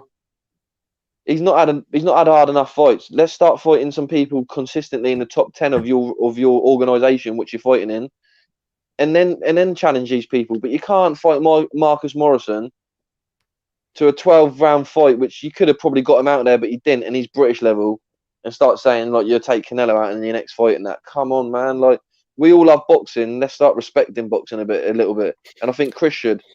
I don't like them untasteful comments. I know him and Billy Joe don't like each other. But win, lose or draw after each fight, give the fighter at least 10 minutes in it to digest the fight, getting out there straight away, laughing and all that. Especially when he could be, he's obviously been taken to hospital and could have, because with the eyes, you never know. It could be a could have long-term effects on Billy Joe. Well, you can have showbiz beef, can't you? You can say like out in the cameras and that, look, I don't like him and that. But as a fighter, on a respectful level, Chris Eubank knows what it takes to get in that ring and that, and he should at least have a little bit of respect for someone, just to say, look, respect you there or whatever. But he's getting his name out there. He's trying to get a bit of publicity in that. But look, if you want a bit of publicity, call out Andrade in your own weight, fight Andrade for the WBO world title in the UK. I think everyone would love to see that. And I think start getting some respect on your name, because I think that will help Chris Eubank. I think a lot of people don't respect him or follow him as much is because he isn't getting in them sort of fights. And when he has got to that level, he's never lived up to his expectations, has he? Look at the George Groves fight. Perfect example for him. To then show the world in the Muhammad Ali tournament. And he couldn't even beat the best in Britain then. So I haven't seen that much improvements in Chris Eubank Jr. to say you can beat Canelo. Not saying he can't be a world champion again, but just don't be coming out with statements like that. That is crazy. Crazy. Yeah, and we got Eric Benigo saying, what happened to that gypsy spell on Canelo? Obviously, there's a big build up to the fight. It was great all week. Thoroughly entertaining fight, thoroughly entertaining night with just the whole spectacle of the crowd. Jay, how much have you missed the crowd, and how much of a difference did that make? Not to the fight, but just to the way we watch boxing. Well, just look at the fighters, like when Billy Joe come out, how he was playing up to the crowd. Just think if there's no crowd, he would have just walked straight to the ring. No atmosphere, just straight to the ring. And we loved that before the fight. We like, look at him playing up to the crowd, like feeding off the energy. And I think the Gypsy Magic was there tonight. I just think Canelo shook it off after about 5 or 6 rounds. You just saw something. You see Canelo, we all said he looked a bit tired the first couple of rounds. He was sweating loads. It could have been a game plan. He was downloading up, but I think Billy Joe put him on the back foot. I think what Billy Joe was doing was effective. I think that was down to the Gypsy Magic. But then something happened in that 6th or 7th round, and Canelo, the switch just went up. And yeah, I think Billy Joe, if he was more active, he could have withstood the pressure from Canelo. I think when Canelo was chopping him down a bit, I think it was taking its toll. And then body shots, I've seen it in the training camp. Canelo works on them quite a lot. He's got the ball and he's just hammering it in the middle of the ring and that. And I just think if Billy Joe had a couple more fights at world level, a bit more active in the last year or two, I think it could have definitely gone to a point. But you can't ever predict an eye injury like that, can you, Joe? Like a big shot like that, no. You can't. It could have happened the other way. You saw Canelo's eye start swelling early in the fight. Billy Joe could have done the same to him. Do you know what I mean? So, because people look for a knockout all points. Not many people want you go for the old-fashioned rule and just try and injure your opponent with a scoring shot, because that takes people out, doesn't it? Like what we saw tonight and with Daniel Dubois. Like if you injure your opponent so they can't continue, that's still a victory. So that's where Canelo's clever. He done that with Callum Smith. Remember with the arm shots, he was doing that to take away his power and everything like that. He's very clever and sneaky. Mexican sneaky. He learns during the fight as well, doesn't he? He learns. Like he processes the way Billy Joe fought tonight, like he did with Callum Smith in the 2 fights before. Processes the way they fought in the ring, like kind of learning on the job in the way that there's no other better way to find out how your opponent fights until you get in the ring with him. So in that way, that I think he's a pure genius. Canelo's pure genius, and Eddie Reynoso is as well. Like, obviously, the advice you've got to be given in the corner to say, look, these slight adjustments, and he just seems to do it with it. Like, it just seems to come through everything that's put in front of him at the minute. It's the connection. He's had Eddie Reynoso since his debut, so like they've been together that long journey, like we said, since he was 15 and a half years old. So the bond that they have together, and he's openly said, and after his last couple of fights, even tonight, Eddie Reynoso will be with him till he retires. So that's his man. And when you have that trust in somebody, you have the confidence to go out there. You get a lot of fighters. That's with like Billy Joe tonight. We see Ben Davison was in the corner, Mark Tibbs. Like maybe, like you said, maybe that wasn't helping him. We don't know. We don't know what was going on there. But if we're a bit confused in the corner, I don't know what's going on with Billy Joe. But he had that one voice, didn't he? There, he had that one voice, Eddie Reynoso, telling him the instructions, feeding him what he needed to know. And he knows that Canelo's got the ammunition to do what he needs to do. And he knows that if I just tell him these little simple facts, because a lot of trainers go in the corner and they say too much, get too involved. Well, notice with Eddie Reynoso, it's just little bits here, little bits there, like throw the uppercut when he leans in, or just something simple but effective. And I think tonight, until the end of the fight, Joe, I didn't actually realise how much Ben was in the corner. I know you mentioned it during the fight, but I didn't realise he was actually in the corner in the team, if you know what I mean. I knew Tyson was there, but he was there as...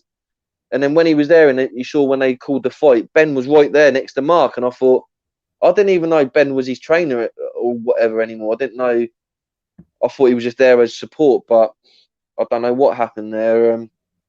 Maybe that might have been the case with tactics, because Billy Joe, when he was using the feints, you could see Billy Joe wasn't throwing. I mean, Canelo wasn't throwing, and that's the best way with Canelo. You watched Floyd do it. It was the feints, and I don't know if it's tactics or tiredness. He just started neglecting that later on, and Canelo was coming on stronger. But that team of Canelo, probably tired, just so tired. Billy Joe, wasn't he? Like, otherwise he would have kept that game plan, because it was working for him. Yeah, no, and I think if we watch it back probably today or something, I was so nervous that I didn't want to give Billy the scores, because I didn't know if I was being too biased, or them fights are very difficult to score. You probably would admit that too. So I'd have to watch it again. But I think the first 4 rounds, I was so impressed with Billy Joe. I probably didn't see him on here, but I was really impressed with it, and the feints in that, and It was the footwork. It was the mentality that was tiring Canelo. A bit like what we were saying with what Usyk does. Just the footwork. It was so clever, and I'm just gutted for him because it's a British fighter that would have made history. But as a boxing fan, I just think Canelo's a superstar, man, and I'm just so in awe of him. And I can't wait to see the fight him again. I'll be totally honest with you. I can't wait to watch Canelo fight again, and that's the truth. Yeah, and I can't wait to see Billy Joe fight again if he like does. this, especially if they want to keep on putting these complete and utter spectacles like they did do tonight, putting on fantastic shows. Eddie and Matchroom, well done. Like obviously Eddie said, he was one. Yeah, production value's immense, and it really does make a difference. Really does make a difference. And Eddie says it's one of the biggest events he's ever put on. And yeah, absolutely can't wait. And just pray to God that in 2 weeks' time, Josh Taylor can do the business against Ramirez. What platform is that on, Joe? Is that on BT That has Sport? been announced this week that it's actually going to be on Fight TV to UK fight fans, and that'll be at a price point of $11.99, I believe. Okay, I don't mind that. That's not too bad. But obviously, there's another thing coming out, it like another platform, I guess, that you got to watch the fights on and that. I'm surprised the broadcaster didn't pick it up though.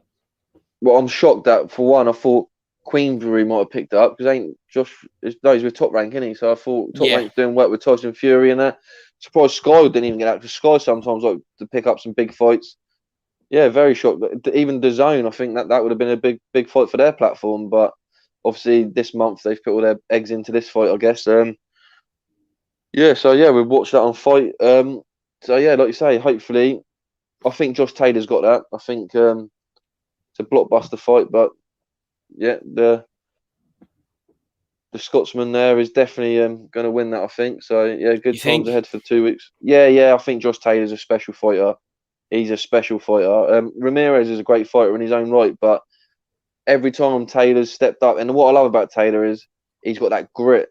So when you see him getting hurt, he probably looks even more better when he's getting hurt. He comes back stronger. You think, wow. And that's why he's obviously the tornado, isn't it? So, I remember watching Josh Taylor against O'Hara Davis on Channel 5 in 2017. And I was going for O'Hara Davis that fight. To be honest, I didn't really know much about Josh Taylor. Well, the hype at the time, people forget because OD's gone down. At that time, he was unbeaten. He was basically like the English Broner. He was loudmouth. All the hype was on him. And that night he froze. And Josh Taylor obviously capitalised and took his opportunity. And then from that night on, I've just seen him. I remember he fought Victor Postar, was it? He fought him, and that was a great victory. He was an experienced fighter at the time. And that Regis Prograis fight, wow, that was one of the best fights I saw of that year. So, yeah, Taylor's very entertaining. He's got power. He's got speed. He's got skills. I know you're a big fighter with Taylor, a big fan of Taylor, should I say? So, yeah, another one for Britain to get behind there. Yeah, it's just a bit deflating after tonight. I can see it in your eyes and see that you're obviously devastated. But, I am. As I said, I was very emotionally attached to this fight, but it's boxing, and I'm as much as I'm gutted. It's like you said, Jay. You're in two minds because we saw a special fighter, and Billy Joe attempted greatness. He come up short. Hopefully, he comes again, and that's boxing. That's sport. Yeah, isn't it? And then you've got big fights to look forward to. That's what I'm saying. Like now, it's on to the next one. Exactly. We've got Buatsi out next weekend. Yeah. And then it's Taylor Ramirez, and we got Rod Rivas says Ramirez is going to do the same thing to Taylor that Canelo just did to Saunders. We'll soon see. We'll see, won't we? Undisputed, it's the two best fighting, and that's all you want, isn't it? That's all we ask for. Exactly. Is that the best fight each other? This is the difference between UFC fans and boxing fans. Yeah, UFC fans do not disregard fighters when they fight the best and lose. The thing with our fans are in boxing, and it's the one thing that I hate, is that when two elite fighters finally fight, or two fighters fight, or you look at their records, you criticise them, and that's the last thing to do. Respect two warriors. They go to war. Whoever will win will win. You can't. That's the thing. You'll see on a massive UFC card, 2 fighters fight. One will get knocked out in the first round, but the other fighter will still get the same respect on his next fight. On boxing, it's like you lose, you go down about 7 levels, which is unbelievable. You lose respect from people. Because look at tonight, Billy Joe support, but then you already had people saying, "Oh, he give up, he quit."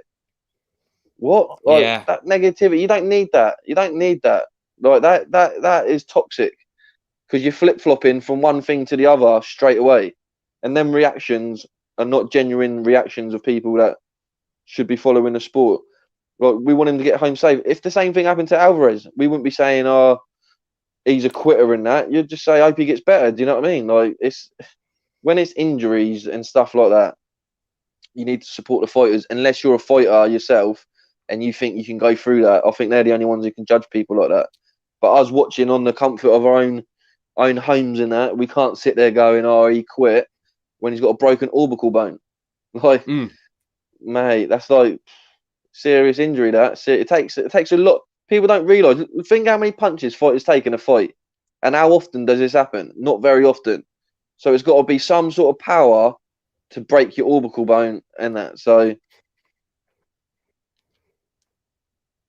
yeah, no. Shaz, hope you well, mate. Hit that like button. Certainly smash that like button. Make sure you subscribe to Pep Talk UK. We're going to run for about just over another 5 minutes just to close up on tonight. Really enjoyed it tonight. As we both said, it's bittersweet because it was a fantastic night. Just a shame it didn't go the Brits' way. But yeah, no. just a word on Billy Joe. What did he do right tonight, and where did he go wrong, Jay? I think he went wrong in the fact that inactivity, which wasn't even wrong tonight, I think he went wrong in his career. And I said that at the beginning. I thought that was the part. I thought first 6 rounds he looked, and I could see the confidence was building him in a little bit. You could see. Yeah. I thought he's getting into a routine. I didn't want to say it, but fighters like Billy Joe, when they start getting in a routine, in my head, I thought this is going 12 rounds. In my head, that's why I was so shocked when the fight ended. Because in my mind, I thought, I know Canelo was coming on strong, but I thought, I can actually see this definitely going 12 rounds now. I just thought Billy Joe, even though he was getting tired, he might have had enough to get through. It was reminding me of the Eubank's fight when Billy Joe had the fast start and it got to Eubank had a better end. I just think inactivity and that shot, man, watching it back on the replay, people, if you're not seeing it, go have a look at that shot. The uppercut from Canelo. When he lands it on Billy Joe, he's not landing it bang on the chin in the air. It's by his hip. Billy Joe's come down and the full impact. It'd be like a bloody car hitting your face, probably. I know people might be saying that's dramatic, but a car at like 10, 15 miles an hour hitting you in your face is going to cause some damage. Just the way that when he hit him, and thinking about it now, fair play, Billy Joe, he didn't get dropped from that. I think many fighters would have been dropped from that punch because it was just the impact. He hit it in such the right place. That's why his eyes broke, because if he didn't hit it at the right sort of timing, it might have just been a bit of swelling or something. But because he hit it on the right point of impact, that's what's caused the damage. Yeah. Watch it again, people, how low when he connects with it. He pretty much connects where most people are throwing the uppercut from. It was such a unique shot. And if you watch it, Billy Joe was on his side as well. So it was like a weird, when he hit him, you would expect the punch to hit on the other side, but it was on the same side that he was. It was just beautiful, an absolute beautiful punch. And Billy Joe couldn't do no more. He sold it to us all week. He done what he promised everyone. And it was just one of them things. He got hit with a good shot, with a world-class shot against a world-class fighter. And that's all you can ask for. Like, he gave it his all. He didn't quit. I don't care what anyone says. He never quit. His corner pulled him out. It's the corner's responsibility for the safety of the fighter. And fair play to him. He gave it a shot. You got to dare to be great. And he dared. And unfortunately tonight, it's Canelo's night. And Canelo's are great. So, look, no shame in the loss. Not at all. Look at his resume. We've said it earlier. 56 people have lost before him. And look, Mr. Jack MM, that's all it's about getting home to their family and that. Do you know what I mean? Yeah. That's all that matters. It Yeah. doesn't matter about pride. It doesn't matter about any of that. It matters about that he can get home and he can see his kids again. That's all he's thinking about. That's all his corner was thinking. When his corner said, when he said probably to Mark Tibbs, I can't see, Mark Tibbs thought, look, it's bad enough fighting this guy with two eyes. Now you've got one eye, your orbital bone's probably broke. They would have seen that straight away. I saw a guy in the corner, the bold fella, I don't know who he is, but I saw him feeling Billy Joe's eye, and he looked at Mark, and then that's when they done the call. So from him saying he can't see and them feeling his eye, they knew what was going on in that corner. So look, much credit to Billy Joe, much credit to his corner. I love Mark Tibbs. I think he's fantastic. Obviously, the Gypsy King. I had my Tyson Fury shirt on tonight, ready for the Gypsy Magic. Lovely. So I was there doing it for the Gypsies and that. So yeah, look, it was great. It was a great spectacle. The fans in there. I know you loved it with the fans, Joe. So yeah, I really did. It was just depressing. It reminds me. I felt like this when Mayweather beat Ricky Hatton. I was up to the same time, Joe. Las Vegas. It was this type of morning, 2007, I think, or 8. And I remember I was on the biggest downer ever after that. 5:30 in the morning, Mayweather's knocked out Ricky Hatton. And I was just like, wow, what is going on? To be fair, when Canelo was in the ring getting interviewed after, I did think to myself, wow, that this has obviously, I wasn't, I probably, what was I think 4 then, but so I weren't up watching it, but it did come into my head. This is what it must have felt like for Ricky Hatton fans. Yeah, because obviously I was a huge Ricky Hatton fan. I am a huge Ricky Hatton fan. Well, another early fight in my days of boxing fandom was his comeback fight. So obviously that was one of the very first fights. Ricky Hatton was probably the person that got me into boxing because my dad's such a big Ricky Hatton fan, and obviously anyone of that era who are boxing fans, sure, everyone was Ricky Hatton fans, and that was just like, I know, completely different style to Billy Joe Saunders, but yeah, it was like me. It was the same. It was the same build up. It had all the Brits behind him. It was away soil. Mayweather was the biggest fighter. The Ricky Hatton fight was probably worse in the fact that he got brutally knocked out. So I'll be totally honest with you. Yeah, I got the same feeling of how sad I feel, but when he got knocked down like that, it was just a little bit more worse.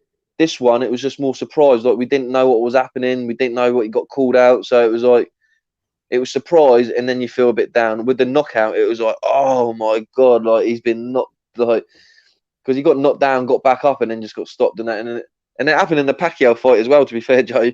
Same sort of thing. That was a bit, that was sad. I think that one more than anything, the Pacquiao one. The last time I felt like this though was the AJ Ruiz fight, but that was probably more of a shock. And then before that, it was the David Haye Tony Bellew 1 fight, because growing up, my favourite fighter was David Haye. Like, I love David Haye. Like, he's my ultimate fighter for me, going up from cruiserweight up until to heavyweight, and I followed him all through his career. So when he fought Tony Bellew, I was in a situation. I like Tony Bellew. His night at Goodison Park was one of my favourite nights of all time. So it was a difficult one, but David Haye was my favourite fighter of all time. So when that fight, I thought he was going to win, and when he lost, then that night I knew it was the end of David Haye, and I didn't want to see the second fight. So for me, that was a really, really bad night for me when I saw that with David Haye. I thought, nah, you've come back one too many this time, and that was a really bad night. But on my greatest night of all time, which I was hoping I was going to get the same feeling tonight, was when Darren Barker won the world title. That is my favourite. Oh, wow, yeah. That's not many people would probably think, wow, is that your great? But that's the greatest moment I ever had in boxing, was in that fight when he got up, because I followed the storyline with Darren's brother and Darren's story through his career, and I don't know, it's quite emotional when he said that he heard his brother on that 9 count when he got up. I felt it, because that's and then he come back and won, and then to me that was my greatest ever moment in boxing, was when Darren Barker won the world title. So yeah, thank you, Darren Barker, for that. That was fantastic that evening, and that's what I wanted tonight. I wanted that sort of feeling where greatness was achieved against all odds, and that's what I love about boxing, and that's what I think we all love tonight. Really, we were hoping for that fairy tale. Yeah, exactly. And I think that's why everyone loves sport, because they want that fairy tale. Look, like we look at other sports. You just see, like Leicester winning a league, for example. It's just it's only sport, isn't it? And I don't know. Thinking about my best memory, I'd have to say I know it ended up being a draw, but I think Fury Wilder, when Fury just got up in the 12th round, just from when he actually finally got up, because I remember I think like everyone, the house was asleep and I was trying to be quiet. I was downstairs and I maintained the quiet level, shall we say? And then when he got up, I lost it, and that feeling of adulation is sport. And again, Fury against Klitschko when he got the decision, like when they actually said and the no, it's just that fantastic feeling that unfortunately we didn't get tonight. And obviously with the AJ Klitschko, which is an obvious one for people, I think that's probably the most popular one for people. So I wouldn't ever normally say that one. But another one was when Ant Crawler won the world title after he got that horrific injury when he was saving his helping his next door neighbour getting burgled and got attacked. And he had that career where he had a couple of losses. He was at British level, finally got to world level. Then it looked like it got took away from him because he got attacked when he was trying to help his neighbour. And then they come back to win the world title. Like Ant Crawler, obviously, I'm a massive Mancunian, mad Man United fan. So for Ant Crawler to win that world title was fantastic. And when he defended it, that was a great story for me. And yeah, that's what we live in this sport for stories. And it would have been a great story for Billy Joe tonight. But look, this is a great story for Canelo, for boxing history. Billy Joe Saunders is a great fighter, and it makes Canelo's record better. It makes him the more of a great that he already is. So once it all digests and we all recover a little bit, I think we'll then all appreciate Canelo and what he's done. And when it gets to his next fight against Caleb Plant, we'll be saying, look, he beat a great fighter in Billy Joe Saunders. And that's all you can ask for. So, yeah, props to Canelo. The Ginger Assassin does it again. Much respect to him. And he's the man. He's the man. And big up Canelo. And happy Cinco de Mayo for every Mexican out there. And I hope that you had a good show tonight and all the Britons. I hope you stayed up, cheered Billy Joe Saunders, got behind him, and we move on to the next one. 2 weeks away. Got Buatsi next week, but the next world title's Josh Taylor. Look, everyone give it. And yeah, that comment there, boxing's growing in Mexico. Whew. Mexico versus the UK could be a big show. Yeah, I'll be nervous the way it's going. I'll be nervous the amount of results that's happened over the past, certainly this year. We had Warrington, we have had obviously Canelo, Billy Joe. So as long as we get good fights, and that's what we love. As long as we get good fights, Ruiz, and I feel like Dillian White, I'm up for that one. Yeah, I know you really want that fight, Jay. Yeah, because I rate them really highly. I think they're the next two behind Fury and AJ, and I think that they're the next two, and I think they're perfect. Whoever wins that gets a shootout with the winner of AJ Fury. I think let's not beat around the bush here. I don't know if you had the news about Michael Hunter mucking Filip Herkovich around. There's a big interview today with Callie Saulan. Right, I haven't seen that one. No, big one. He got obviously mandated from the RBF, went the purse bids, and now he's called the fight off. He said he don't want to fight Herkovich. Herkovich signed his contract within 20 minutes, and now he's just saying he don't want to fight him. He's just ignoring him and that. And Callie Saulan went on a massive rampage today. Check it out on IFL TV. Yeah, I will. Pretty much shaming him. He said that he's no bounty hunter. He said this bounty's melted. What a statement that is. Do you know what I mean? Like, yeah, he went in on him. Yeah, he went in on him. So, yeah, have a look at that. So maybe I would like to see Herkovich in there, maybe with Dillian White or Andy Ruiz. Like we're saying, they're the two fights. I know I went off a bit there, but they're the two fights I'd like for Dillian White next. No, brilliant. And I think we finish it up there now. I think, it's 12 minutes past 6. Jay, will you be going back to sleep or mate, buzzing? Like I say, this is a weekly thing for me. I normally, like I say, I watch the UK shows and then it's straight onto the American UFC. So, mate, won't go to sleep until this evening now, or might have an afternoon catnap. Whoa. Wow, that is hardcore. That is hardcore. I shall be going back to bed, and I probably won't be rising until about 12 o'clock this afternoon. Monday, but yeah, Monday, exactly. No, Tuesday when I'm off to college. Yeah. Set the alarm. But no, thank you everyone for watching tonight, and if you watching the boxing, even it's been great to go through the fight. We didn't get the result we wanted as UK fight fans, but that's the way it goes sometimes. Make sure you hit that subscribe button for Pep Talk UK. Smash the like button. Tell your friends about us at Pep Talk UK. We do so many of these live streams now. I think we've done 3 this week, maybe 4 last week, updating you with all the breaking news. We'll jump on there, so don't miss out, because we're doing a lot of them. And where can people find you? Yeah, find me on Instagram, JAlby1989, or here on Pep Talk UK. Yeah, follow us, like Joe said. We've got loads of streams at the moment. We'll probably have loads next week. Probably another watch along for the Bawatsi card. Yeah, just people get in, subscribe to the channel. We're looking to get to 20k. So yeah, come find me, check us out, check Joe out. And I know we didn't see it tonight, but hopefully we see some more of them in the future. Hopefully. Definitely, mate. Or there might be some jokes now saying, is Billy Joe actually, can he see anymore like that? Well, you know what's going to happen, and it's going to be, he ain't going to be doing that no more, but I'm supporting, and we'll see you later. Definitely. You can find me, JoePew1309 on Instagram.